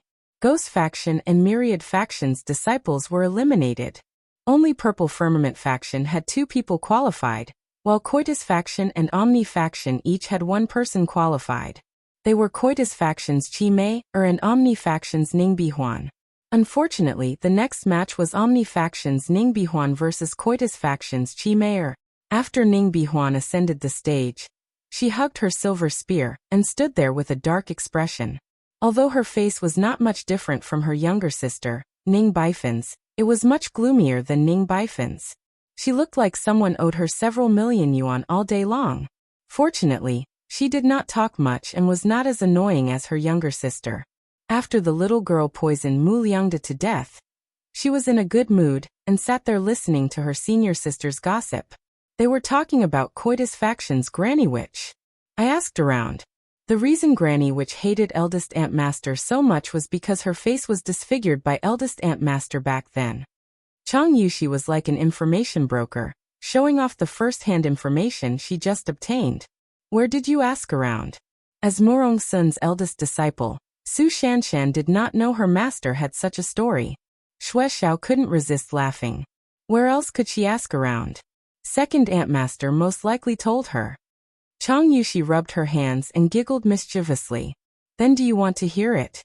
Tell us quickly. The senior sisters hastily urged Chang Yushi not to keep them in suspense when they heard such an interesting story. At this time, a purple talisman floated in front of the little girl's eyes. She took out several cans of snacks and fruit in succession and distributed them to the senior sisters. The senior sisters couldn't help but be amused. Oh my, look at their little junior sister. She took out food as soon as she heard a story. Although she didn't say it, she was definitely 120% curious about their master's story. When the disciples from the other 2 sects who were close to each other saw the little fellow handing out food, they also came over to divide it up. It was supposed to be a martial arts competition, but they made it seem like a gathering of the masses. Let me tell you, didn't Granny Witch from the Joyous Sect capture many beautiful men as vessels back then? As he said this, his finger continuously pointed at Situ Yi, Wei Nanfeng, Duan Yu, and the others who had come forward. People like this, and this, they're definitely targets for Granny Witch to capture. The handsome men all had innocent looks on their faces. The demonic art she practices is to absorb people's yang energy. The little girl silently took a bite of the apple and raised her head to look at Chang Yushi, who was getting more and more ridiculous with her words. She silently turned her head away. Emolian couldn't help but laugh as she glanced at her. She raised her hand to remove a small piece of fruit peel from the corner of her lips.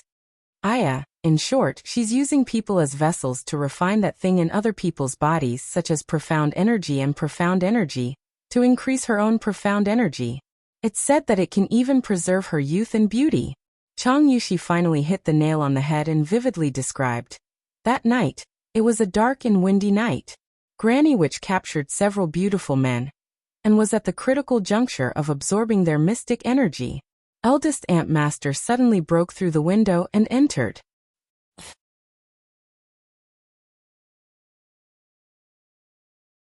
Chapter 440. Just hearing Chang Yushi's description was quite comical, so it could be imagined how delightful that scene was back then. After Eldest Ant Master broke the window and entered, she yelled, "I'm about to die." How did you know that Eldest Ant Master yelled, "I'm about to die"? Right. How did you know? Everyone asked curiously. Second Ant Master must have made it up. Xue Xiao pursed her lips and said with a smile. How is that making it up? Chang Yushi glared at her. Eldest Ant Master yelled, "I'm about to die," and then rushed up. She lifted Granny Witch, who was at the critical juncture of her cultivation, and gave her a violent beating. And then? Everyone's eyes turned round as they questioned her curiously. What else is there? Apparently, eldest Antmaster broke Granny Witch's cultivation on the spot. Her fair, tender, and juicy face turned into her current appearance in minutes. Chicken skin and crane hair, tsk. She's very different from her past self. Chang Yushi spoke too loudly. So much so that Granny Witch and the rest all heard her. And they shot stern gazes in their direction. The Holy Water Sect's senior and junior sisters stuck out their tongues in laughter. They all pretended not to see the coitus faction's man-eating expression, and averted their gazes. Everyone lowered their voices and continued to laugh and chat for a while. They all thought that it was no wonder Granny Witch looked like she wanted to eat someone when she saw eldest Antmaster. It turned out that there was such a thing going on. At this time, after everyone finished gossiping, they finally discovered that Ning Bihuan had been standing alone on the stage for quite a while. At this time, Ning Bihuan hugged her silver spear and asked impatiently, "Is that coitus faction's Chi Mei are coming to compete or not? If she doesn't want to compete, then treat it as a forfeit and directly announce the results." However, Granny Witch's expression was very unsightly. Her expression was already unsightly enough when everyone in the Holy Water Sect knew about her gossip just now. At this time, Mei only went to relieve herself, but she was even more displeased that she still hadn't returned. After a while, when Ning Bihuan was already so impatient that she wanted Xixia Valley's Valley Master to announce the results again, a figure wrapped in a black cloak suddenly jumped onto the stage. At first glance, Granny Witch discovered that the person under the cloak wasn't her disciple Chi Mei. She stood up at once and berated with a slightly grave expression. "Who are you? You're not Mei. What did you do to Mei?" The people from the other sects were naturally not familiar with Chi Mei. When they heard what Granny Witch said, they could not help but feel a little strange. Why were there still people rushing to replace Chi Mei in the arena to fight Ning Bihuan? Ning Bihuan wasn't an easy bone to chew on. However, the person on stage didn't say much, and directly sent out a wave of profound energy towards Ning Bihuan. Ning Bihuan raised her eyebrows. She raised her silver spear and charged forward. The two of them exchanged dozens of blows. Ning Bihuan curled her lips and coldly said, "Who the hell are you? You're not a disciple of Coitus Sect, are you?" The person who came did not make a sound.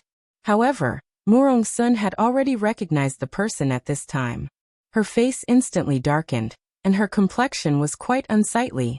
Yang Shirong looked at her expression and asked curiously, "What's wrong, senior sister?" "It was Ling Min," Murong Sun said coldly. "What?" The two peak masters couldn't help but feel slightly surprised. They all knew that Murong Sun did not bring Yi Lingmin with her on this trip, so her sudden appearance meant that she escaped from Sky Peak's Duantian Cliff.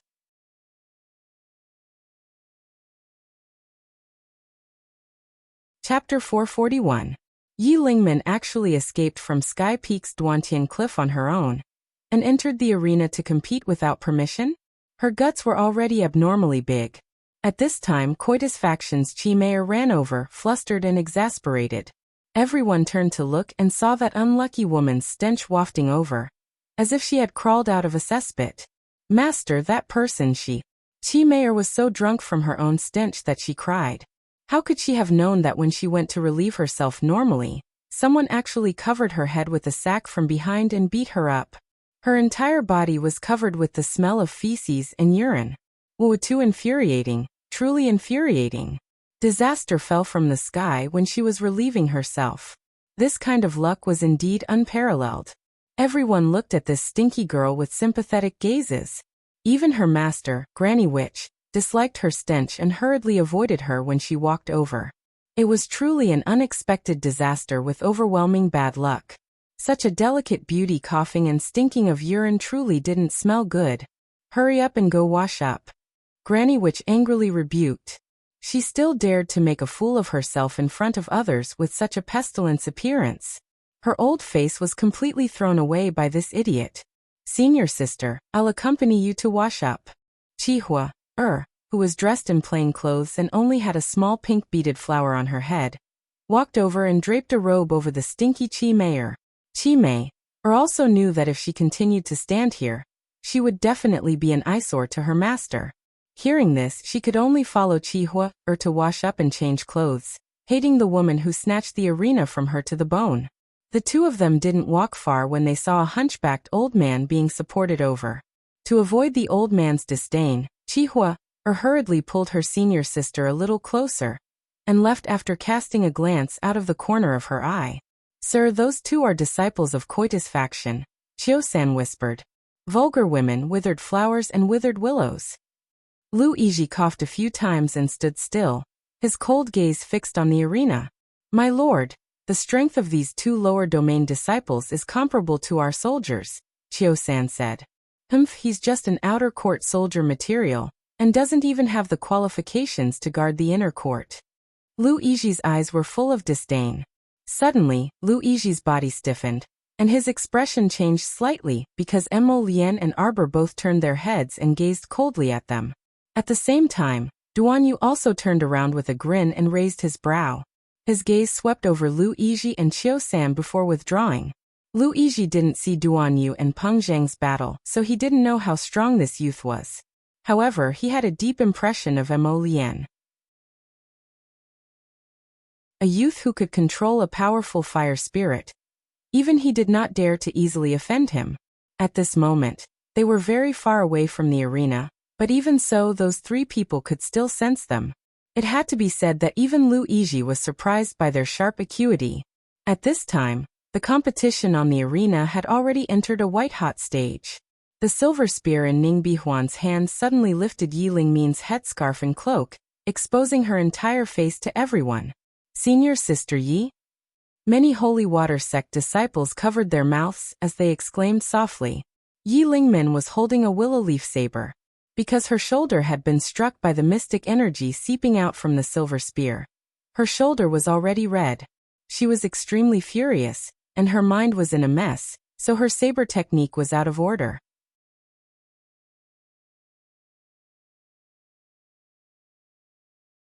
Chapter 442. She did not spend so much effort to participate in the competition to lose to this woman in front of her. She wanted to prove to her master that not choosing her to participate in the competition was absolutely a wrong decision. Ning Bihuan creased her brows and coldly said, "Admit defeat. I don't want to take your life, so leave the stage yourself." With a shake of her silver spear, she directly sent Yi Lingmin flying. Yi Lingmin rolled 3 times on the stage before plopping down on the ground. Her eyes revealed her unwillingness to admit defeat, and she ferociously glared at Ning Bihuan. "You think you've won for sure?" The two of them did not summon their mystic beasts from beginning to end, as if they had made a pact together. Ning Bihuan shook her head. "You're a holy water sect disciple, right? You didn't go through the early stages of the competition, and directly skipped levels to participate in the finals. This is already against the rules. I didn't bicker with you, so you should quit while you're ahead. I'm telling you, you can't win against me." Yi Lingmin's stubborn temper flared up, and she suddenly flipped her hand, pinching a small bottle in her hand.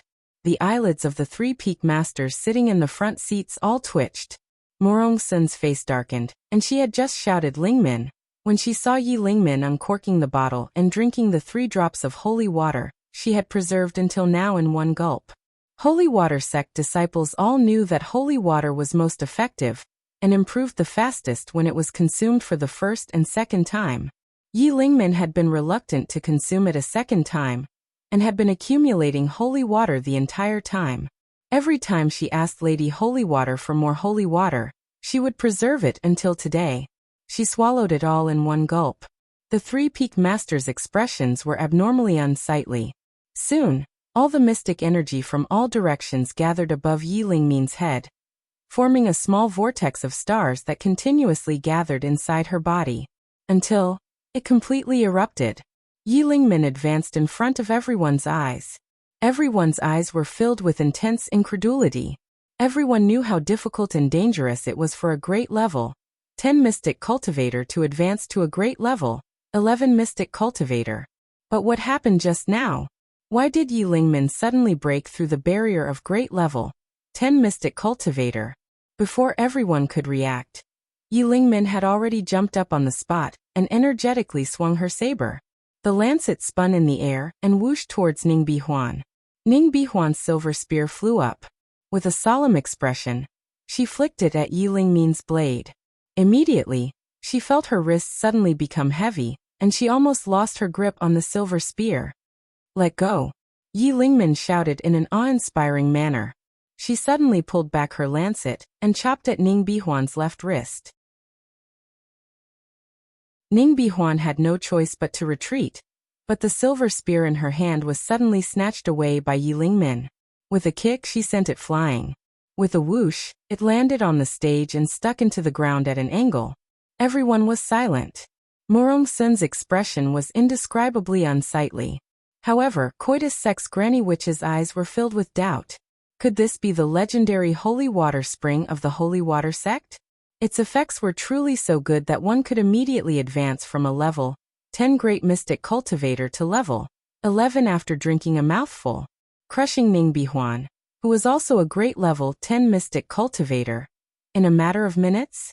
The godly water was really that effective. I won. Amidst the silent audience, Yi Lingmin raised the lancet in her hand above her head and shouted. On the side, Ning Bihuan clutched her chest and silently glanced at her. She directly walked to her silver spear and pulled it out from the ground. Then she swiftly jumped off the stage and left.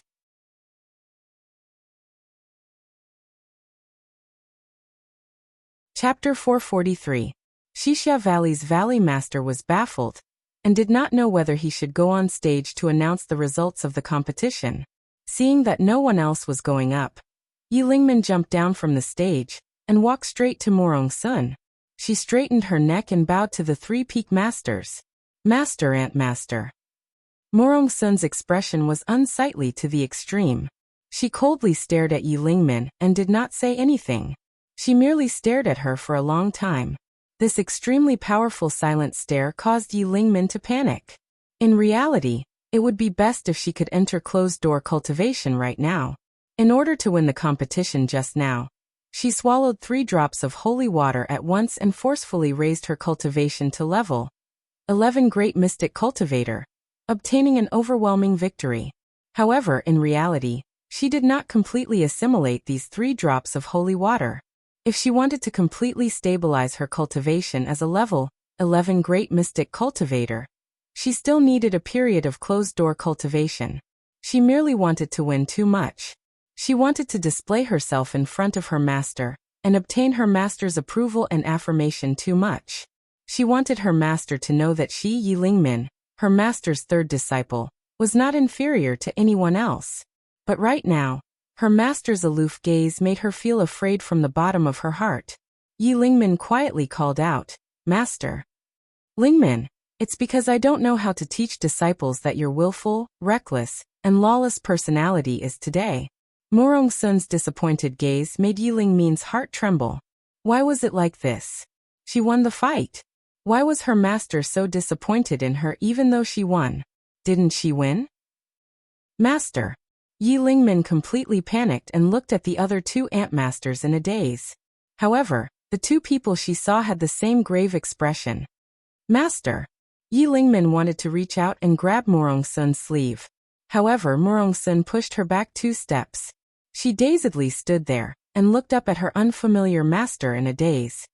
"From today onward, you are no longer my disciple. You are also no longer a disciple of the Holy Water Sect. Go," Morong Sun said aloofly. As if struck by lightning, Yi Lingmin staggered back 2 steps and looked up at Morong Sun with tear-filled eyes. She could not help but ask, "Why, master? Why?" Third senior sister. The other disciples of First Peak were also dumbfounded.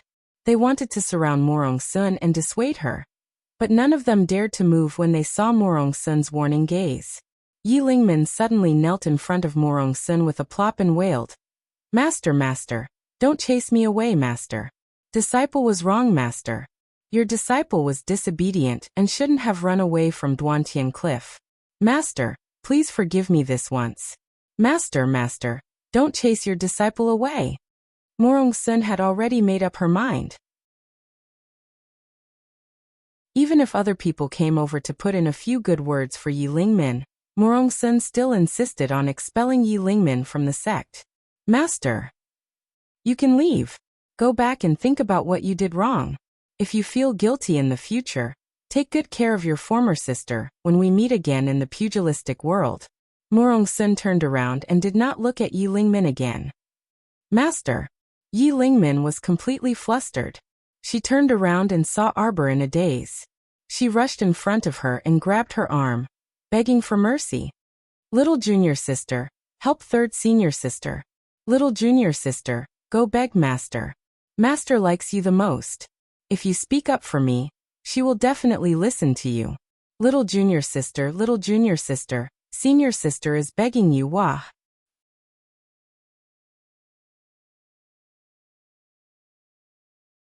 Chapter 444. Third senior sister. Arbor blinked and looked up at Murong-sun, who was standing on the side with her back facing them. She only felt that Master's back was stiff, as if she was hiding 1,000 things that she couldn't say. Third senior sister, Master is in a fit of anger right now. How about you leave first, and I'll slowly persuade Master? Arbor asked softly. Yi Lingmin glanced at Arbor with teary eyes. Little junior sister, you'll really help me? Arbor nodded solemnly. Sorry. Yi Lingmin didn't expect that her little junior sister, whom she dissed the first time they met, would disregard former enmity and help her. She tightly grasped the little girl's hands and gripped them tightly. She turned around to glance at Murong-sun's cold back, and didn't dare to linger any longer, running away in tears. On the other end, Lu Yizhi and Qiu-san's figures had long disappeared. Qiu-san supported Lu Yizhi as they walked out of the arena. Lu Yizhi was so excited that he couldn't control himself the entire way, and his entire body was trembling lightly. It's not the holy water spring. It definitely isn't the holy water spring. How is this some holy water spring? Just now he clearly saw that the holy water sect girl in the competition clearly swallowed 3 drops of water. 3 drops. 3 drops of water immediately raised her from level 10 to level 11 Great Mystic Cultivator. Such a large leap. Ha ha ha ha ha. He was now very clear that the holy water spring was definitely a smokescreen thrown out by the holy water sect to conceal the holy water's true identity. They deceived the world for so many years. Ha ha ha ha ha. Great. A tiny lower star domain's holy water sect could actually do whatever they wanted under the 6 prefectures' noses. How audacious. How was this some holy water spring? It was clearly holy water. Speaking of holy water, one had to mention the 5 spirits' origins. Everyone in the 6 prefectures knew that as long as one comprehended one of the 5 spirits' origins when breaking through to level 15 Great Mystic Cultivator, they could smoothly enter a higher realm and achieve the transition from the mystic realm to the spiritual realm. And among the 10 levels of the water origins, the one and only and unparalleled origin among the origins was holy water. Normally, everyone's comprehension of the 5 spirits' origins was between the 1st and the 5th level. Only those with especially good talent could comprehend the origins of the higher levels. What was the holy water? That was the foundation that could crush all the water spirits below the 9th level. Once the Holy Spirit appeared, no one would be able to contend against it. This was the holy water, holy fire, holy wood, holy earth, and holy lightning of the 5 spirit origins. Quickly go and inform all of Shuntian Prefecture's forces on Seikong Planet. Immediately travel day and night to the holy water sect outside 5 Moon City. We must obtain the sacred water before the other 5 prefectures. Holy water was such an important item, so the holy water sect definitely wouldn't bring it with them when they went out this time. Presumably, it was currently quietly staying in the holy water sect's secret ground, waiting for their Shuntian prefecture to come and harvest it. Ha ha ha ha ha. No, she was waiting for him. Lu Yizhi went to seize it. Yes. Qiu-san immediately cupped his fists and left in a hurry. Lu Yizhi looked up at the dark blue sky and narrowed his cold eyes slightly. He coughed several times and sneered. It seems like the weather is about to change. The rest of the competition became dull and boring.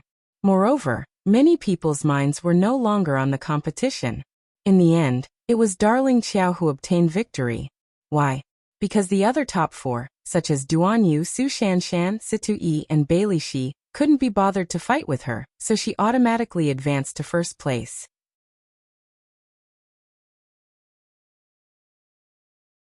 Chapter 445. However, she did not feel excited or joyful at all.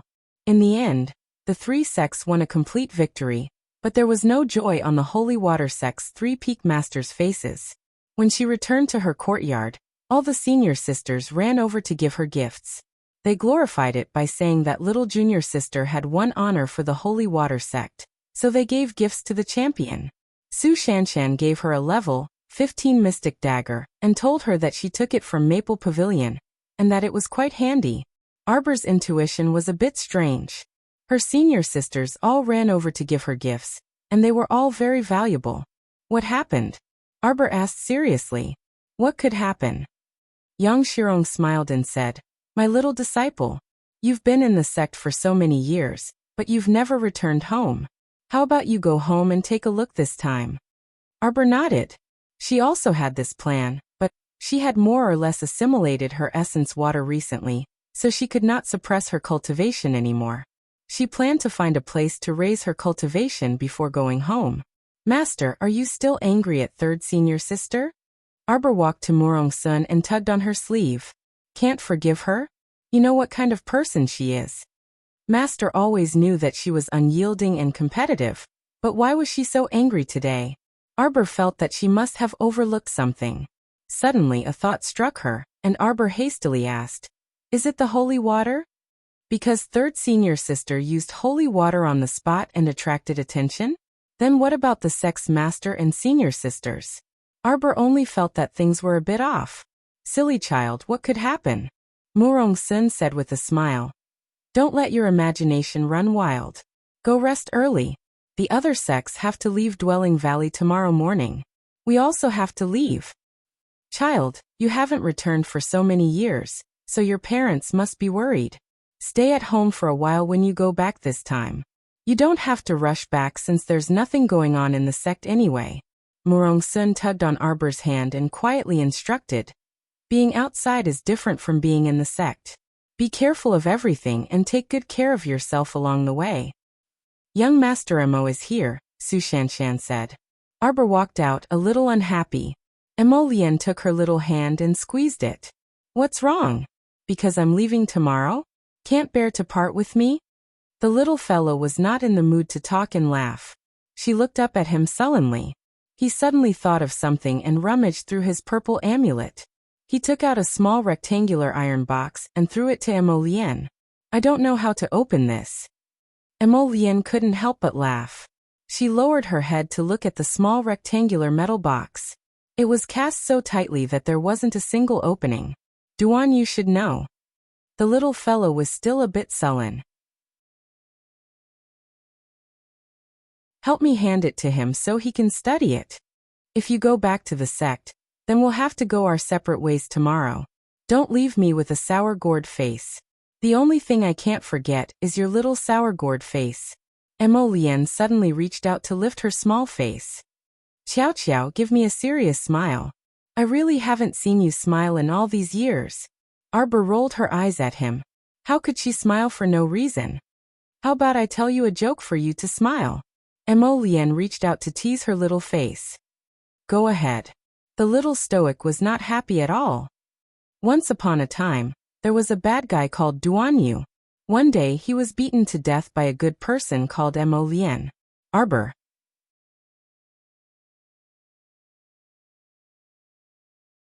Chapter 446. It really was hilarious. Arbor glanced at him and poked his chest with his finger. It's not funny. Emolian reached out and pulled the little fellow into her arms, chuckling softly as she hugged her. Suddenly, an indignant voice came from the door. Duan Yu dashed over and shouted in a huff. Of course it's not funny. Jojo, don't listen to his nonsense. I'm an incomparably good person. Incomparably good? Emolian threw him a slightly disdainful look before casually smashing that small rectangular metal box at his head. Duan Yu was so angry that he wanted to send it flying with a kick. However, just as his foot was about to touch the small metal box, Emolian's voice leisurely rang out. Jojo's. Duan Yu staggered. and his kick abruptly changed into a grab. His movements were practiced and smooth as he snatched the small lousy box into his hand. This should be a concealed weapon box, Emolien said dryly. Duan Yu smugly looked up and cast him a sidelong glance. He snorted and waved the small metal box in his hand, bragging, "Don't tell me it's broken. Let me tell you, this concealed weapon box is a sealing technique passed down from ancient times. Normal people absolutely can't open the seal on the outside. I'm 99% certain that there's good stuff inside." This small metal box had troubled darling Qiao for many years. When she had nothing to do, she would fiddle with it in her hands. She had soaked it in water, roasted it in fire, and even pricked it with a needle before throwing it into a frying pan. Cough, cough. Now that she heard Duan Yu's words, the little fellow pattered over to him with great interest and urged repeatedly, "Hurry and open it." "You can open it too." Duan Yu tossed the small metal box and pulled Arbor to his side with one hand. He said with a chuckle, "You have to call me big brother." Classmate Mo's face darkened. Duan Yu, that punk, really knew how to push his luck. He originally thought that the icy little fellow would refuse, so Duan Yu was only joking. Who would have thought that the next second, darling Qiao straightforwardly called him big brother, in a clear and crisp voice. She even impatiently tugged at his sleeve. "Let's go." Duan Yu was taken aback. Emolien was furious. His handsome face was ashen as he reached out and pulled the little fellow into his arms. His entire body was filled with low pressure. No matter how slow-witted Xiaomu was, she could still feel the displeasure that filled her entire body. The little fellow lifted his head from his arms and looked at his expression in bewilderment. He asked in astonishment, "What's wrong?" "You called him brother." Emolien gritted her teeth. Arbor nodded and turned his stoic face to look at the foolishly smiling Duan Yu. He asked with a frown, "What's wrong with him? If it's not my brother, then is it my sister?" Emolien. Why am I speechless? Emolien's shoulders trembled, and she lowered her head to hug the little lady with a stifled chuckle. For a moment, she couldn't restrain her laughter. His darling was still young. When Duan Yu returned to his senses and heard this, he didn't know whether to laugh or cry. He glanced at Emolien and harumphed. "What are you laughing at? If I'm the older sister, then you're also the older sister. T. Do you think that face of yours is inferior to mine when it comes to pretending to be a girl? Bah. Who's a girl? Your whole family is made up of girls. Jojo, let's go. Don't get touchy. Lead the way." Emolien swatted away Duan Yu's restless paw, which earned Duan Yu's furious glare.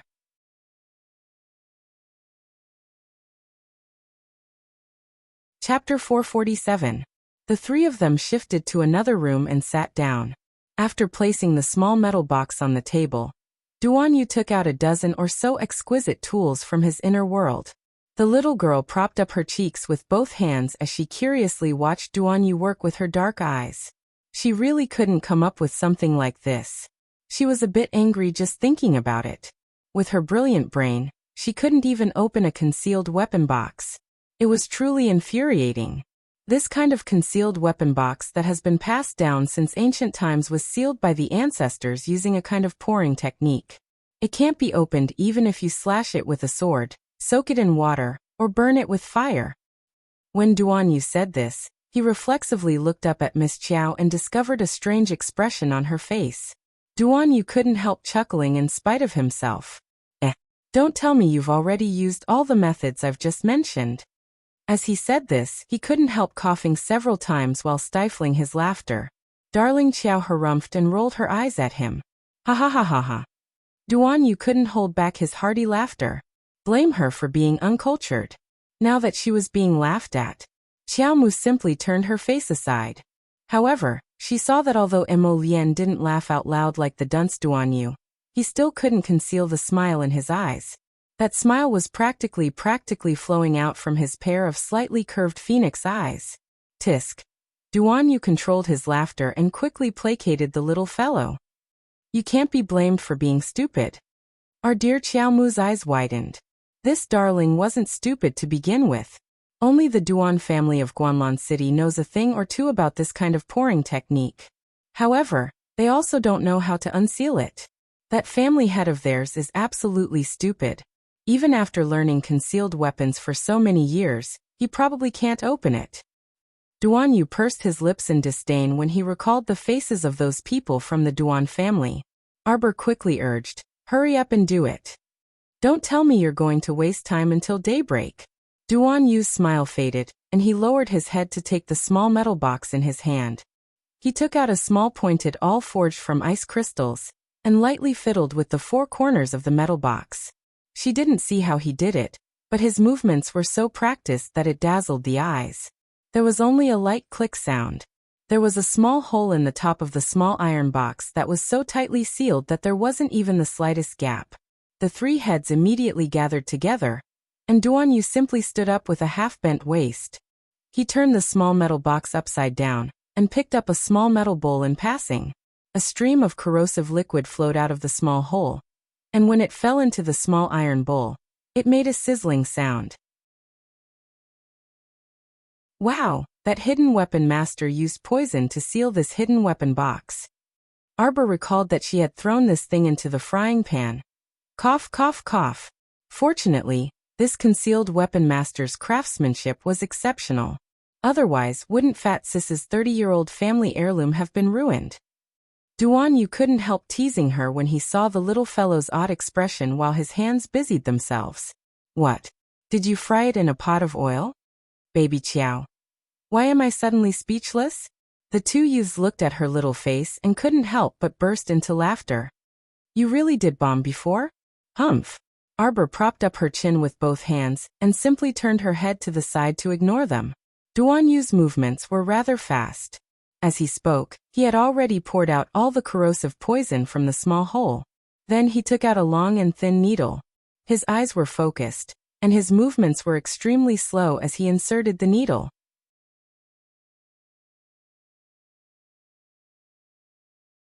Chapter 448. Arbor nervously held her breath. Was this strange little iron box that had perplexed her for so many years finally going to be solved? Her large, dark eyes emitted a joyous glint. Crack, crack, crack, crack. Duan Yu put down the needles in his hand and quickly placed the little iron box flat on the table. His eyes narrowed as he looked at it. The sound of a delicate spring opening could be heard from the iron box's interior. Suddenly, the two youths reached out at the same time and pulled Arbor to her feet, dragging her backward. This curious darling was stretching out her large head at the time, and was caught off guard, causing her to topple backward. Emo Lien swiftly caught her, and carried her up by the waist before swiftly retreating out the door. Just as the three of them stepped out of the door, Emo Lien hugged the little fellow tightly in her arms and pressed her down, causing the three of them to lie down on the ground together. They then heard an earth-shattering explosion from inside the door. The perfectly fine door was instantly blown into pieces and completely destroyed. Not only did it alarm everyone from the 3 sects and 5 factions, it even scared Xixia Valley's Valley Master to the point of jumping up from his stool and roaring angrily, "Which bastard is blowing up the room?" Xixia Valley's Valley Master was shocked to the point of jumping up from his chair and roaring angrily, "Which bastard is blowing up the room?" He had already swiftly dashed out the door towards the source of the sound. When the 3 sects and 5 factions, as well as Xixia Valley's large group of disciples, rushed to the door of this room, they saw that the room was in a complete mess. After the explosion, Emo Lien and the other two promptly scooped up the metal box that had been blown out of the door and hastily ran away. Who would still foolishly stay in the same spot and wait for someone to berate them? At this time, they were running and flying, only stopping when they were far away from the southern courtyard. This place was a secluded cave in Xixia Valley that was usually uninhabited. The three of them finally sighed in relief and exchanged glances. Arbor couldn't help but be amused by this glance. The two handsome youths, who had always tidied themselves up neatly, were now covered in dirt, as if they had jumped out from some corner of the earth. Their long hair was messy, and there was a lot of mud on their faces, making them look funny. Emo Lien's white robe was covered in dust. Her entire body was covered in dust. Duan Yu wasn't that good-looking either. His brocade robe's collar was covered in small clumps of dirt, and he was trembling as he stood there. Ha ha ha ha ha. A clear and melodious laughter that was both familiar and somewhat unfamiliar suddenly rang out. The two youths who were tidying up their clothes suddenly turned their heads, their eyes widening at the same time as they looked in shock at the little girl in front of them, who was holding her stomach and laughing. Emolienne, who had recovered her wits, flew to the little girl with a whoosh and scooped her into a hug. She excitedly murmured as she hugged her, "Jojo, you smiled, Jojo, you smiled, you smiled." It was no longer that cold and stiff smile that cracked the corners of her mouth, nor was it that expressionless little stoic face. She really smiled. Her smile was so lively and adorable as snow. In that instant, Emolienne only felt as if the entire world had been lit up by her. The grayish-white color suddenly turned into a myriad of colors, and it was extremely beautiful. The slow-witted Duanyu didn't manage to snatch the little girl, so he circled around the two of them and stretched out his hand, shouting, "Hurry and move aside, move aside." He hadn't seen the little girl smile so happily for half his life. Now that he finally saw it, he only saw it for a second before that rascal Emolienne blocked him. Truly too hateful.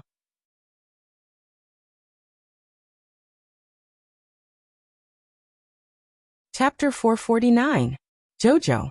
Emolienne reached out to cup the little girl's small face, which still carried a trace of a smile. He lowered his head and nuzzled her smooth forehead, saying, "I hope that you will always be like this in the future, happy and happy." It would be even better if she had a permanent smile. Duanyu couldn't snatch the little girl, and could only glare from the side, but he still nodded when he heard this. Although that guy was very hateful, his words seemed to make sense, so he reluctantly agreed. Arbor suddenly reached out to pinch a speck of mud from Emolienne's face and shouted unhappily, "The mud on your face got on my face." Ha ha ha ha. This time it was Duanyu's turn to be amused, and he guffawed while pointing at Emolienne. Emolienne simply shamelessly picked up the little girl and purposely rubbed against her face. "Right, we're all muddy, so you should join us too." Right, this is called enjoying blessings and enduring misfortune together." Duanyu interjected. Arbor actually guffawed, his pair of dark eyes brimming with mirth as he gazed at Emolienne like this. It was as if the haze in his heart had dispersed by quite a bit. "Jojo." Emolienne caressed her small face, unable to contain the smile on her lips. "Thankfully, we slipped away quickly. Otherwise, if we encountered old man Shishia, we would have been nagged by him again," Duanyu exclaimed as he patted the dust off his sleeves. Emolienne turned around to glare at him. "You still have the cheek to say that. You even boasted that you were invincible, as if you could immediately open the concealed weapon box in your hands. Now we're all in such a sorry state. It was an accident. Duanyu chuckled awkwardly and rubbed his nose. His peach blossom eyes flickered as he cast a bright and charming wink at Arbor. "Don't worry, Jojo, it was just a small spring that wasn't turned on earlier, so it ended up like that. I'll do it again this time, and it'll be done right away." Emolienne hugged Arbor, and the two jumped back in unison. What are you doing? Don't look at me with such distrust. Trust, you know? Trust. Go. Let's go into the cave and make sure we succeed this time." Duanyu simply ran to their side and grabbed one in each hand, making the two unwilling people follow him into the cave. Succeed or die trying. The illuminating pearl flew high up in the air, illuminating the cave. Emolienne pulled Arbor to sit a little further away, closer to the entrance of the cave. It would be more convenient for them to escape later. "Why are you sitting so far away?" Duanyu pestered them again and sat down across from them. He picked out a long needle and started fiddling with that hole again. "Don't worry, I'm an experienced worker. It really was just a slip of the hand earlier." Duanyu looked up with a chuckle and winked at Arbor. "Jojo, trust, you know? I'm the person you trust the most." Arbor's gaze flickered, and he stared fixedly at the youth. A smile hung on Duanyu's lips as he skillfully inserted the slender needle. His frivolous smile disappeared, and replaced it with a serious expression as he cracked the spring that fit the inside. Kacha kacha, kacha kacha kacha kacha. Several sounds rang out in succession, and Arbor's heart was pulled by these sounds, and his small face was filled with anxiety. Emolienne patted his back to comfort him. Suddenly, they heard a very light and crisp crack, right next to their ears.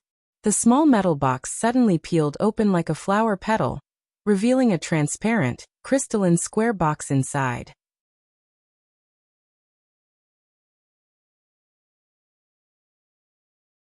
Chapter 450. Through the transparent crystal. One could see a thin piece of paper swaying in the crystal, rolling up and unrolling. It was very lively. "What is this?" Arbor exclaimed. "The Tianji treasure blueprint." The two youths exclaimed in unison, their faces full of shock. "What is the Tianji treasure blueprint?" Arbor tugged at Mo Lian's sleeve. "Speaking of the Tianji treasure blueprint, we have to talk about this person, Tianji Zi. He was a very impressive trap and concealed weapons master 300 years ago." Duan Yu interrupted.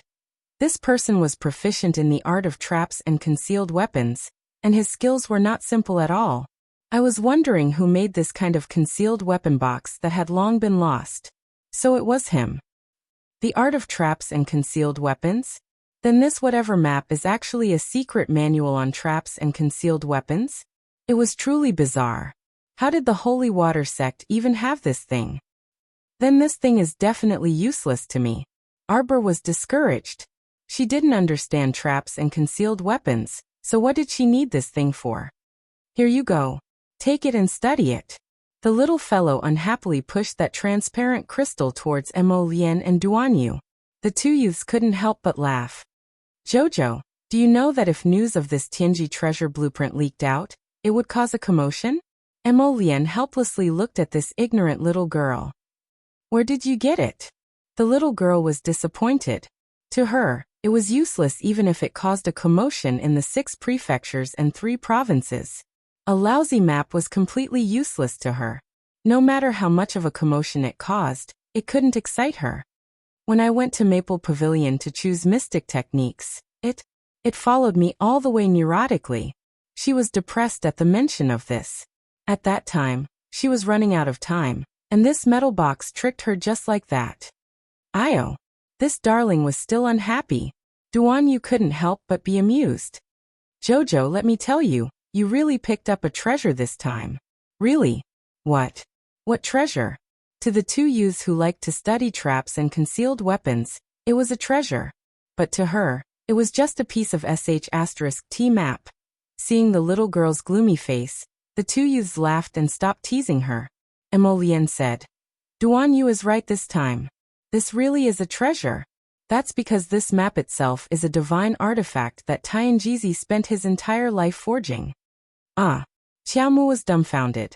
This map was a divine artifact? What was a divine artifact?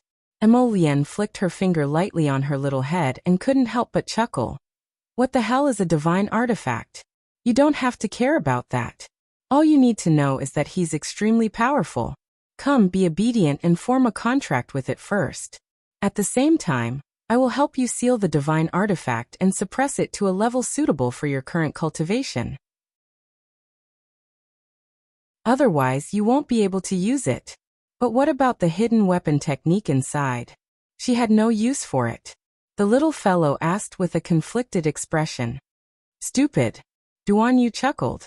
Wouldn't it be fine if you formed a contract with it first, and then handed the secret manual to us? This is a divine weapon. Why are you still hesitating? Hurry, hurry, hurry, it'll be daybreak if you hesitate any longer. No matter how she looked at it, this thin piece of paper didn't look like a divine weapon at all. Arbor expressionlessly reached out her small hand and stuck it against the outer crystal shell of the map, injecting a wisp of mystic energy. It really was only a small wisp of mystic energy, so small that it was almost negligible, but the entire crystal shell immediately peeled off. The map inside rapidly jumped up and abruptly emitted a dazzling golden light. Allow me to go out for a walk.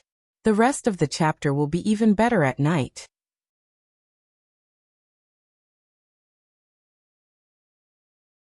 Chapter 451. The two youths couldn't help but be dumbfounded by this situation. TSK, they completely agreed with Darling Qiao's words this time. Back then it was definitely this fellow this Tianji treasure blueprint that kept pestering their darling. Otherwise, how could she be so unreserved? Oh my, you're a divine artifact. Why did you open on your own when she injected just a little bit of mystic energy? The two of them had already secretly decided that when the little girl's mystic energy wasn't enough to form a contract with this divine artifact, they would have to provide mystic energy from the side to support her. However, the situation was just this strange. In less than 3 seconds, the little girl successfully formed a contract with the Tianji treasure blueprint. The Tianji treasure blueprint turned into a shooting star and directly entered her conscious. The two of them stared at her dumbfoundedly for a while. Arbor didn't notice at first because she was using her mystic conscious to examine the Tianji treasure blueprint in her conscious. She couldn't see anything special about it, but after this blueprint unfolded in her conscious, she could casually flip through the mechanisms and concealed weapon techniques inside. After a glance, Darling Qiao lost interest in looking at it. Those mechanisms and concealed weapon techniques were all strange drawings that looked like scribbles. The few words were also abstruse and profound, so who could understand such a ghastly thing? When she returned to her senses, she saw the two youths looking at her with shining eyes in a daze. Our dear Qiao Mu simply didn't know that with her pitiful cultivation as a level 8 mystic cultivator, it was basically impossible for her to form a contract with this kind of divine artifact without assistance from the side. He had never seen or heard of such an oddball like her. Ahem. Duan Yu coughed lightly and said with a chuckle, "This is probably fate, right, huh? Isn't that right, Prince Mo?" The Tianji treasure blueprint must have taken a fancy to the little girl. How should he put it? Mo Lian glanced at him and nodded in rare agreement. Xiaomu was baffled. She didn't even know what the heck they were conversing about. She merely activated her mystic conscious and summoned that Tianji treasure blueprint out from her conscious. The mechanisms and concealed weapon techniques on this are all scribbles. You can see for yourselves. She couldn't understand it anyway. Immediately after, with a move of his profound sense, the Tianji treasure blueprint suddenly unfolded in front of the three of them. It stretched for several meters and was covered in golden light. The diagrams leaped up and floated in front of the three of them. The two youths hurriedly ran over and stood on the left and right sides of the picture. They looked at it for a while with an intoxicated look on their faces. Arbor. Blame her for being uncultured. Jojo, how about I make a copy of it? The two teenagers asked in unison. How? With a flip of their hands, they each took out a piece of jade. Arbor ran over to take a look and hurriedly asked, "Isn't this the underworld jade, something used to pass on techniques?" Of course not. Duan Yu couldn't help but chuckle. These two pieces are ordinary crimson jade and purple jade. The kind of netherworld jade you speak of can only be discovered by chance. Not only can it be used to inherit secret techniques, but it can also be used to nourish the conscious. TSK, where can I get one? Xiao Mu once again exposed her lack of culture, so she didn't say anything else. Of course, she wouldn't ask them how to make a copy. She might as well keep the Tianji treasure blueprint open and let them work on their own. This Baobao is a great talisman master. When this Baobao draws talismans, none of you can understand it. Hence, the two youths each stood on one side of the picture.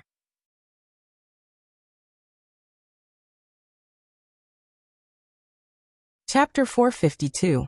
Using a strand of mystic conscious as a guide, Mo Lian and Duan Yu recorded the contents of the Tianji treasure blueprint into the crimson jade and the cub jade without missing a single word. They didn't even miss a tiny mark. Then they flipped through the blueprints and discovered that they were all complete. Only then did the three of them say a few more words and leave to rest. The next morning, when Arbor rolled over and opened her eyes, she sensed that there was someone in the room. She lifted her eyes and saw Morong Sun standing by the window. Morong Sun turned around when she saw her moving and smiled at her. "You're awake." "Master." Arbor rubbed her eyes and rolled out of the blanket that was wrapped in a cocoon. "Master and your Aunt Masters are about to set off now." Morong Sun walked to the bedside and naturally pulled the little girl to sit in front of the dressing mirror as usual. She took a comb and helped the little girl comb her messy long hair before skillfully coiling her hair into a knot. "Master hasn't taught you too many things or given you anything good in all these years. You're a hard-working child and rarely make Master worry. You can keep this." Morong Sun quickly put a jade bracelet on the little girl's left wrist. The jade bracelet was engraved with a jade-colored pine tree. It was flawlessly white and sparkled with a jade-like white light. Arbor was originally a bit sleepy, but she was completely startled awake now. She looked down at the jade bracelet on her wrist. How could she not recognize it? This was clearly the key to opening Maple Pavilion. Master. Arbor stood up and nearly bumped into Morong Sun's chin. Are you saying your last words? She wasn't stupid. Don't think she didn't hear Morong Sun's words. As if she was saying her last words. Why would she give her the key to Maple Pavilion without rhyme or reason? Nonsense. Morong Sun heavily smacked Arbor's head. What nonsense are you spouting? Your master is very strong, don't joke around. Who on Seekong planet has the ability to kill me? Then this. Morong Sun brusquely glanced at her. This is an early coming-of-age gift for you. That's all master can do. Nonsense, this is the symbol of the previous sect masters. Arbor was so nervous that his eyes were almost red. Moreover, she was not even 13 years old yet. There were still at least 2 years to go before her coming-of-age ceremony. Why was her master in such a hurry to give her a present in advance? Anyway, you don't have to worry about it. Just take it since I'm giving it to you. Why are you so talkative? I don't usually see you talkative, but you're really annoying today. Master, I'll go back to the sect with you. The little girl said immediately. You lass, you're so young yet so long-winded. Tell me, how many years have you not been home? Your mother and father might even think that our holy water sect is a man-eating sect that abducts children, and doesn't even let them return home. Morong Sun poked her little head with a finger and couldn't resist laughing. I already said I'm fine. You just like to let your imagination run wild all day and worry too much. Alright, master really has to set off. You should also quickly pack up and go home. Ah, master! The little fellow shouted loudly. Morong Sun looked down at her with a grin and couldn't resist teasing. What, aren't I just telling you to go home? You can't bear to part with master?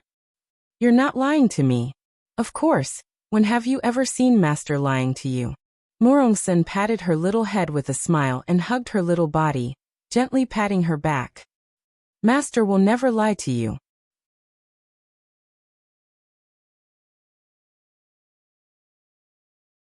Chapter 453. Morong Sun pulled Arbor back to her stool in disbelief. After combing her long hair, Morong Sun hugged her. Alright, master has to leave. You're alone, so you have to take good care of yourself on the road and hurry home, okay? Arbor furrowed her brows and nodded hesitantly. That's a good girl. An obedient child is a good child. Alright, master's leaving. Be good by yourself. Morong Sun nodded in satisfaction, and forcefully pulled her gaze away from her. She turned around and left without even looking back. Soon the Holy Water Sect's team set off. Arbor ran out and stood at the door in a daze, feeling that something was off. She saw the 3 peak masters leading everyone away. Yang Shirong and Lu Yin turned around and waved at her. Everyone's faces were brimming with smiles as they waved goodbye to her. Arbor felt very uncomfortable, and stood at the door in a daze for a long time. It wasn't until Mo Lien called her softly that she returned to her senses, and turned her head to look at him. What is it? Did something happen? Mo Lien grasped her hand and gently squeezed it. Arbor thought about it but still shook her head. Are you leaving now?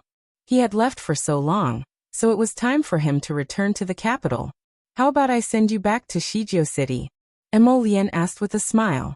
Huifeng appeared next to the crown prince like a ghost and said icily and mechanically, Your Highness, the great king orders you to return within 3 days. 3 days? Can we fly?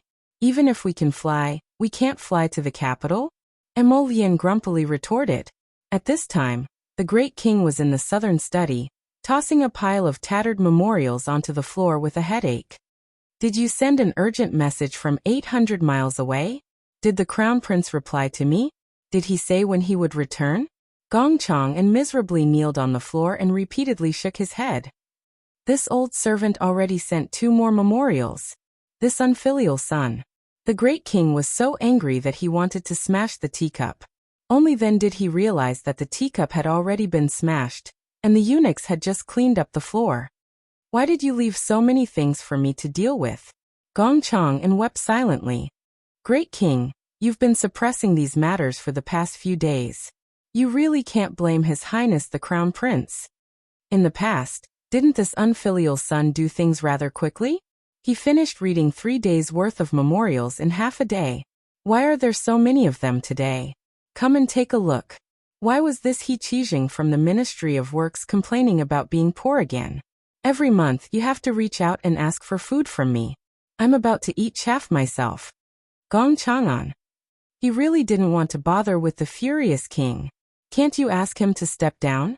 In the past, when the crown prince was handling state affairs, there was never such a big commotion. One moment the cup was smashed, the next moment the brush washer was also smashed. Gong Chang, and felt that it was really not easy to be in their line of work. Go over and ask if that unfilial son has sent a letter back. Did he say when he would return? The great king raised his brush and drew a cross on He Qijing's memorial. Want your sister's food? Don't have it. Great king, you've already asked 5 times today. Save me. Huifeng looked at his master with a different expression. He didn't say anything and merely watched silently. Master, if you take a detour to Shijiao City, then 3 days definitely won't be enough to return to the capital. You and Little Snow should return to the capital. Arbor reached out to stroke the snow leopard's large head, who was squeezed between the two of them. Little Snow is fast on her feet, so 3 days might not be enough. She should be able to return in 4 or 5 days. I'm not in a hurry, Emo Lien said softly.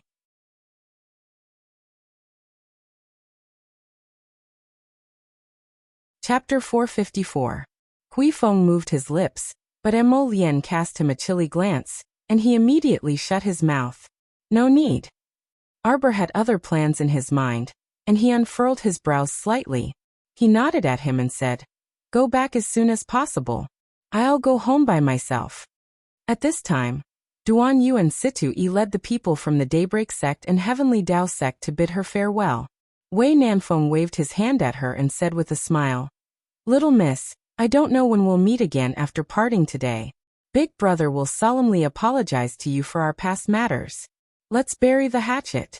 You can't treat me as an enemy when we meet again. Shoo shoo shoo, where did this big brother come from? Duan Yu irritably glared at him. Arbor expressionlessly looked at Wei Nanfeng and nodded reluctantly.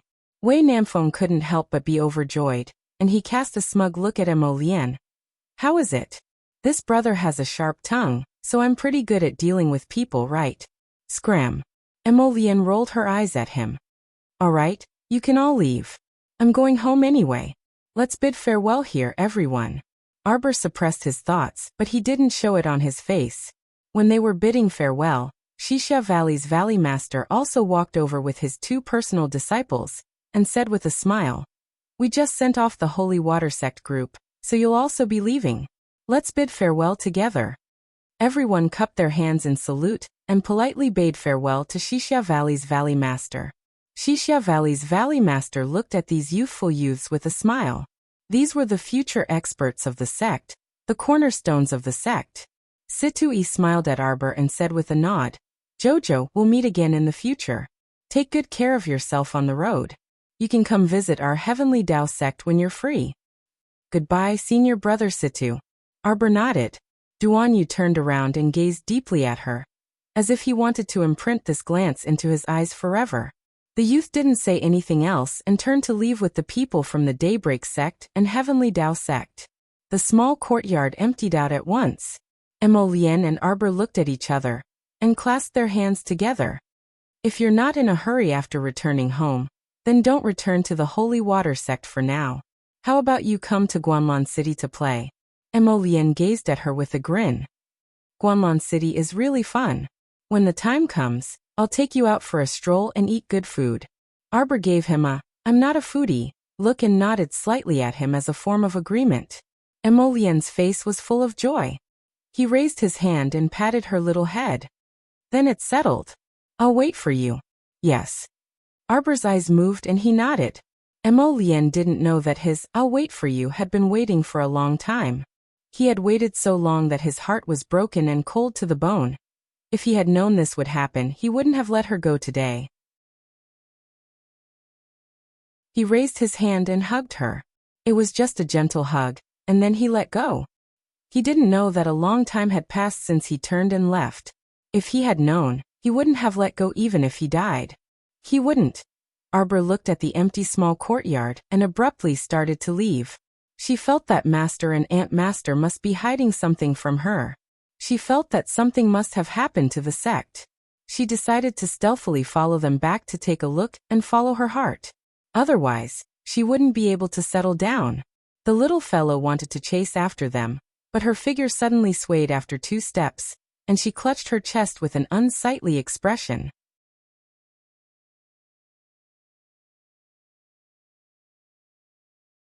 Chapter 455. Miss Chow, what's wrong with you? Xixia Valley's Valley Master hastily rushed up and supported her nearly collapsing figure. Your cultivation realm is unstable. This is a sign that you're about to advance. You've been suppressing your cultivation realm to advance? No, your body can't take it anymore. You have to enter closed-door cultivation immediately. Just stay in our Xixia Valley. Don't worry, I'll send disciples to guard you. I'll bring you to a secluded place. No, you can't. Xixia Valley's Valley Master Luo Jinyang also panicked. You're immature, child, but I can't allow you to continue like this. If you continue suppressing it, your mystic meridians will be affected in the future. If it gets serious, it will affect your lifeline. If your master knew, she would definitely be heartbroken. Child, why are you doing this? Valley Master, I have a very important matter. Wendan, help your little junior sister to my cultivation room and guard her well. Valley Master, little junior sister, listen to my master. Even if I let you leave our Xixia Valley like this, you won't be able to hold on halfway. Wendan hastily sent the other 2 female disciples a look and half-carried Arbor away. Xixia Valley's Valley Master sighed heavily. Morong Sun, I can only help you to this extent. Mo Lian sat on the snow leopard's back. After exiting the valley, she asked Huifeng, who was straddling the wind wolf. Have Aoyi and his team arrived yet? They're already outside the valley. They'll accompany Miss back to Shizhou City. Mo Lian was silent for a moment before saying, I keep feeling like something's going on. Qiao Qiao's gaze didn't seem right. Moreover, Morong Sun's group left too hastily. Although they left with smiles and even greeted each other when they saw them, he kept feeling like. Mo Lian considered it for a few seconds before pointing and saying, You go inform Mei Yi and have him investigate what exactly happened to Holy Water Sect these past 2 days. He frowned as he recalled that day in the arena. A female disciple named Yi Lingmin drank a few drops of water and quickly advanced. Apparently, the Holy Water Sect has a holy water spring. Have Mei Yi investigate this matter. Also, find some people to follow me to the Holy Water Sect to take a look. Yes. Huifeng always felt that the Crown Prince was worrying too much about the Holy Water Sect. The 3 sects and 5 factions were all big sections. What could possibly happen to them? Hurry up and do it. The Crown Prince frowned and urged. This subordinate will inform them now. On the other side, not long after the Holy Water Sect's party left Xixia Valley with smiles on their faces, their charming faces darkened one by one. Doya, stay here and keep watch. If you see your little junior sister come out, make her stay no matter what, Morong Sun said aloofly. She understood this disciple of hers all too well. She definitely wouldn't leave the matter at that. Xixia Valley's Valley Master might not necessarily be able to stop her. Eldest martial uncle, I want to go back with you. Doya's eyes immediately reddened as she shook her head and said loudly, Doya, your eldest martial uncle is right. You can't go back to Holy Water Sect with us. Lu Yun said seriously, You forgot that you are the Alava tribe's clan leader. Your father, as well as your young brother and sister, are all looking forward to your early return. Morong Sun nodded and turned to look at Su Shanshan. Shanshan, you take. Master, don't think of chasing me away. This disciple has been following Master since I was 5 and practicing martial arts in the Holy Water Sect. The Holy Water Sect is this disciple's home. This disciple has no other place to go, Su Shanshan said calmly. We vow to live and die with the holy water sect." All the disciples shouted in unison. "It's over. See you tomorrow." You're tuning in to the Earbook Haven YouTube channel. Don't forget to subscribe and join us on this journey to catch the most captivating stories.